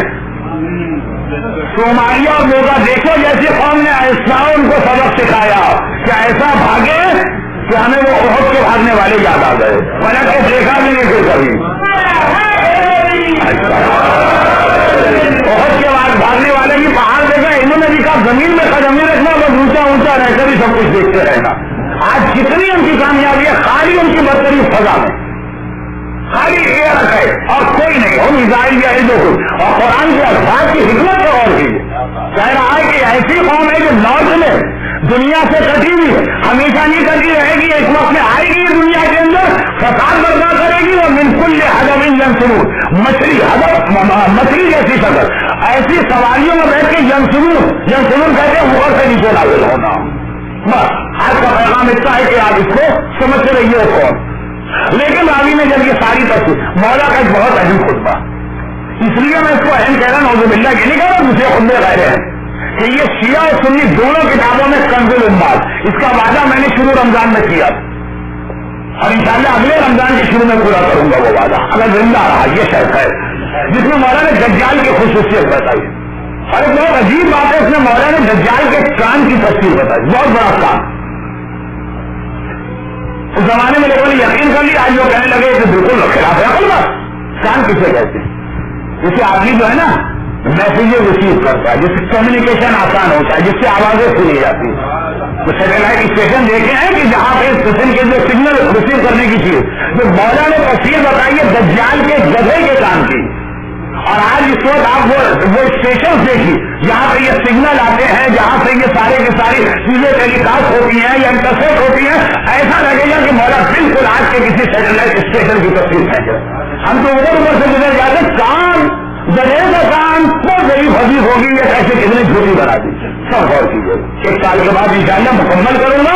تو دجال کا کام وہ کیسے آئے یاجوج و ماجوج کے ساتھ کہ یاجوج و ماجوج بلندیوں سے اتریں گے اور اس وقت پستی پہ دجال بیٹھا ہوگا. یہ دونوں آپس میں مل جائیں گے اور مل کے اپنا کام چلائیں گے. دجال دنیا کی ایک انتہائی شریر قوم جو اس وقت دنیا کی کئی مملکتوں کو چلا رہی، اور یاجوج و ماجوج آپ سمجھ گئے ہوں گے میں نے کیا کہہ دیا. ان دونوں کا اشتراک جب ہوگا تو بس زمین کا بیڑا غرق ہے. اور راوی نے جب یہی جملہ کہا جو میں نے کہہ دیا تو امام نے کہا نہیں وہ تو سب سے اچھا ہے. کیوں؟ کہ اس کے فوراً بعد ہمارا بیٹا آئے گا. اور جہاں بیٹے کے آنے کی بات کی تو دوسرا جملہ سن لیجیے اور آپ سمجھ جائیں گے کہ آج آپ سب کا شکریہ ادا کرتے میں آپ کو خدا حافظ کہہ رہا ہوں. اور جو میں نے جملہ شروع میں کہا تھا اس کو ذرا سا مکمل کروں کہ اسلام پیغام دیتا ہے کہ شکر خدا کرو. اور پیغمبر نے کہا، وہ امام نے بتایا شکر کا طریقہ، ایک شکر کا طریقہ رسول نے بتایا، من لم یشکر الناس لم یشکر اللہ. اور جو بندوں کا شکر ادا کرنا نہیں جانتا تو یہ اللہ کا شکر کر ہی نہیں سکتا. تو میرے اعتبار سے آپ حضرات شکریہ کی مستحق ہے کہ آپ نے اتنا تعاون کیا. اور آج بھی دیکھ لوگ رشیوں نے کہا، لوگوں نے کہا شب جمعہ لوگ بہت آئیں گے لیکن کم از کم افطار کے مقابلے میں تو دگنے لوگ آ گئے. تو اس کا مطلب یہ کہ مسئلہ خالی افطار کا یا دعائے کونیل کا نہیں. اس کے علاوہ مومنات کا بڑا شکریہ کہ میرے چند جملوں کی وجہ سے بجائے حرف ہونے کے انہوں نے خود معافی مانگی، میں ان سے معذرت خواہوں. تو چند جملے جو میں نے کہہ دیے نا وہ اصل میں آپ کے مردوں سے سن کہتے ہیں، میں تو خالی ٹرانسمیٹر تھا. اور تیسرا شکریہ المہدی کی انتظامیہ کا. ہر جگہ شکایت ہوتی ہے پڑھنے والے کو کہ انتظامیہ مختلف طرح سے پریشر ڈالتی ہے. یہاں پہ بیچارے میرے سامنے لوگ سہمے بیٹھے رہتے ہیں، کوئی یہ میری زبان سے ایسا لفظ نکلا اور ان کی راتوں کی نیند ہو جاتی محبت. اور خاص شکریہ کہ حقدار آپ کی طرف سے بھی ہمارے والنٹیئرس. کبھی غور کیا آپ نے والنٹیئر کا کام کتنا مشکل ہوتا ہے. ان کا بھی روزہ ہوتا، رمضان ان کو بھی آتا، عبادت کا دن ان کو بھی چاہتا، لیکن وہ اپنی دعا سیدھا چھوڑ دیتے کہ آپ کو افطار کرانا.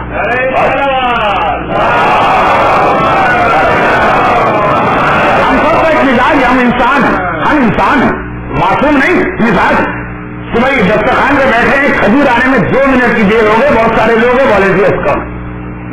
کیا نامعقول انتظام ہے، کوئی خیال ہی نہیں. ان کا شاہی ٹکڑے آنے میں ذرا سی تاخیر ہو گیا. پانی کا جگ آ گیا، گلاس بوتل میں چند سیکنڈ کی تاخیر وہ سامنے نظر بھی آ رہے. یہاں کو وہاں تو کوئی نہیں جا رہا. کیوں نہیں لاتے والنٹیئر؟ اور پھر وہ ہر چیز کو خوشی سے سن رہے ہیں اور کہہ بھی رہے ہیں کہ یہ روزے دار، یہ جو غصہ کرے ان کا حق ہے ان کا غصہ کرنا. اس لیے ہم کو ذرا سا برا بھی نہیں لگ رہا. وہ اپنی دعائیں خدا اس لیے چھوڑ دیتے کہ آپ کے لیے انتظامات کر رہے ہیں، اس کے بعد ان کو وہاں جانا. اور میرے لیے تو خاص ایک اور شکریہ ہے اس ساقی کا. ایک ساقی تھا میرا جو مسلسل مجھے چائے پلاتا رہا اور میری انرجی کو اتنا بحال کرتا رہا کہ میں یاجوج ماجوج دجال سب پڑ گیا. وہ کوثر کا ساقی تو ہم سب کو ملے گا، لیکن جو ہمارے ساقی کہ یہ سارے کے سارے لوگ ہمارے شکریہ کے ہزاریں لے تھے. شیعہ قوم کے والنٹیئرس کو شکریہ کی ضرورت ہوتی ہی نہیں، اور ان کے لیے کوئی مثال بھی نہیں چاہیے، اس لیے کہ ان کو کربلا یاد. کربلا کے والنٹیئر آپ کو معلوم ہے کون؟ کربلا کے والنٹیئر ہوئے کہ جن ان کا بھی چاہ رہا ہے کہ حسین کے پیچھے ایک نماز اور پڑھ کے جائے. انہوں نے اپنی نماز قربان کر دی تاکہ باقی لوگ نماز پڑھیں. حسین نماز پڑھا رہے، 2 صحابی کھڑے ہو کے سیرت میں سینے سے لے. جو کربلا کے وہ والنٹیئرز ہیں جن کی مثال میں آج ہمیں اپنے یہاں کے وہ والنٹیئر نظر آتے ہیں جو اپنا روزہ نہیں کھول رہے تاکہ آپ کا روزہ کھولے، جو مجلس نہیں سن رہے پارکنگ میں کھڑے ہیں رمضان محرم سب کی بات تاکہ آپ کی گاڑیاں صحیح پارک ہو، جانے میں آپ کو زحمت نہ. آپ ہیٹر میں آ کے بیٹھے ہوتے تو وقت میں کھڑے ہوتے، اور آپ ایئر کنڈیشن میں بیٹھے ہوتے تو گرمی میں تب رہے ہوتے. لیکن دنیا کی اور قوم کے والنٹیئر کو شوق دلانے کی ضرورت ہمارے لیے اتنا کہہ دینا کافی کہ جنہوں نے حسین کے پیچھے آخری نماز پڑھی ان کا رتبہ بلند ہے نماز کے حوالے سے، یا ان کا رتبہ بلند ہے جنہوں نے اپنی نماز قربان کر کے حسین کو بچایا تیروں سے. حسین کی نماز ختم ہوئی، جب حسین نے سلام پڑھا وہ حسین کی گود میں گرے اور پہلا لفظ یہ کہا حل وقی تو یہ اپنا رسول اللہ، کیا ہم نے وفا کا حق ادا کیا تو نہیں. اس وقت یہ فکر ہے ہمارے والنٹیئر ان کی پیروی کر رہے ہیں، اور انشاءاللہ سب کے لیے مل کے عید کا دن آ رہا عید. لیکن جس عید کے دن ہم خوش ہوتے ہیں اس دن چھٹے امام رو رہے ہیں، مدعا کر رہے ہیں، دعا مدعا چھٹے امام سے آئی مولا آج آپ رو رہے ہیں جب سب خوش ہے تو کیسے نہ ہو. سید و سردار ہماری آنکھوں سے پوشیدہ، ہمارے خون کا انتقام لینے والا ہماری آنکھوں سے پوشیدہ. وہ اہل بیت کیسے خوشی منائے جن کی داڑھی کی پسلی اب تک ٹوٹی ہوئی ہے، پہلو کا پھیرا اب تک موجود ہے. وہ کب خوشی منائیں گے جب وہ امام آئے گا. تو دجال یاجوج و ماجوج یہ سب دنیا کے لیے مصیبت ہے، مگر ان کا عین یہ ہے کہ امام آئیں گے اور صحیح معنوں میں ہماری خوشی ظہور امام ہوگی. یہ عید بھی ہماری خوشی ہے، لیکن اصل خوشی اصلی عید ہماری وہ ہوگی. جیسے اہل بیت کے اطہار کی اصلی خوشی ہو، لیکن اس دنیا میں بھی نو ربیع الاول کو خوشی منائی ہے. لیکن وہ خوشیوں کے درمیان اہل بیت کے اطہار نے بھی حق وفا ادا کیا. اور کس طرح؟ یا یہ وہ کربلا کے صحابی تھے جو سینے کے تیر روک کے حق وفا ادا کر رہے، یا 9 ربیع الاول کو جب مختار نے کٹے میں سر بھجوایا ساری سیدانیاں خوشی منا رہی تو ان کو رہ رہے کہ وہ بیوی یاد آ رہی ہے جو مدینے واپس آئی تھی اور خوشی میں شریک نہ ہو سکی. کیونکہ میری تقریر کا حصہ تھا عید میں بھی شریعت کو یاد رکھیے گا.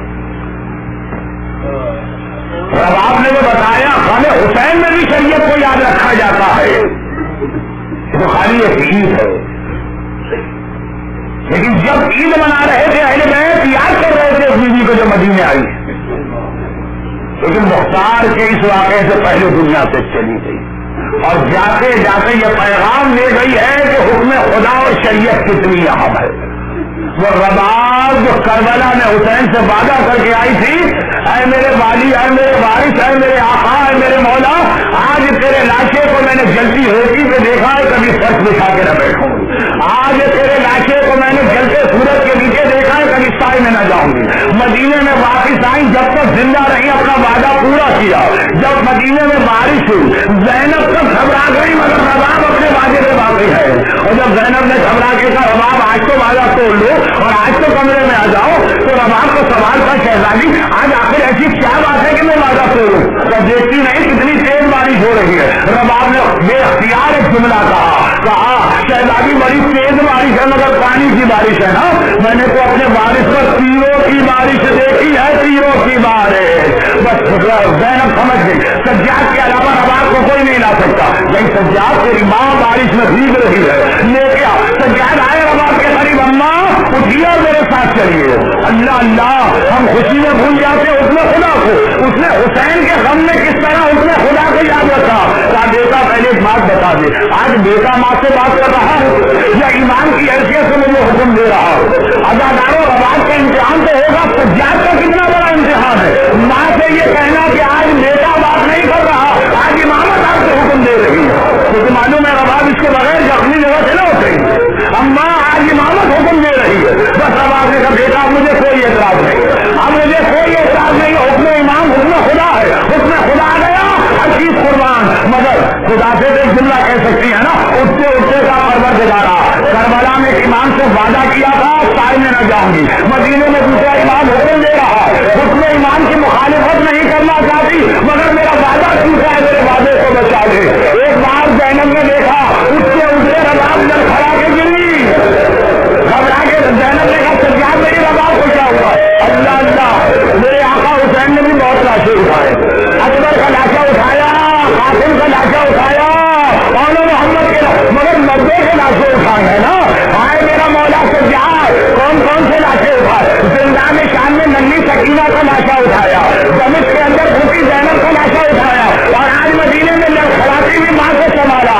پلٹ کے زینب کو دیکھا پھر اماں انا للہ و انا الیہ راجعون،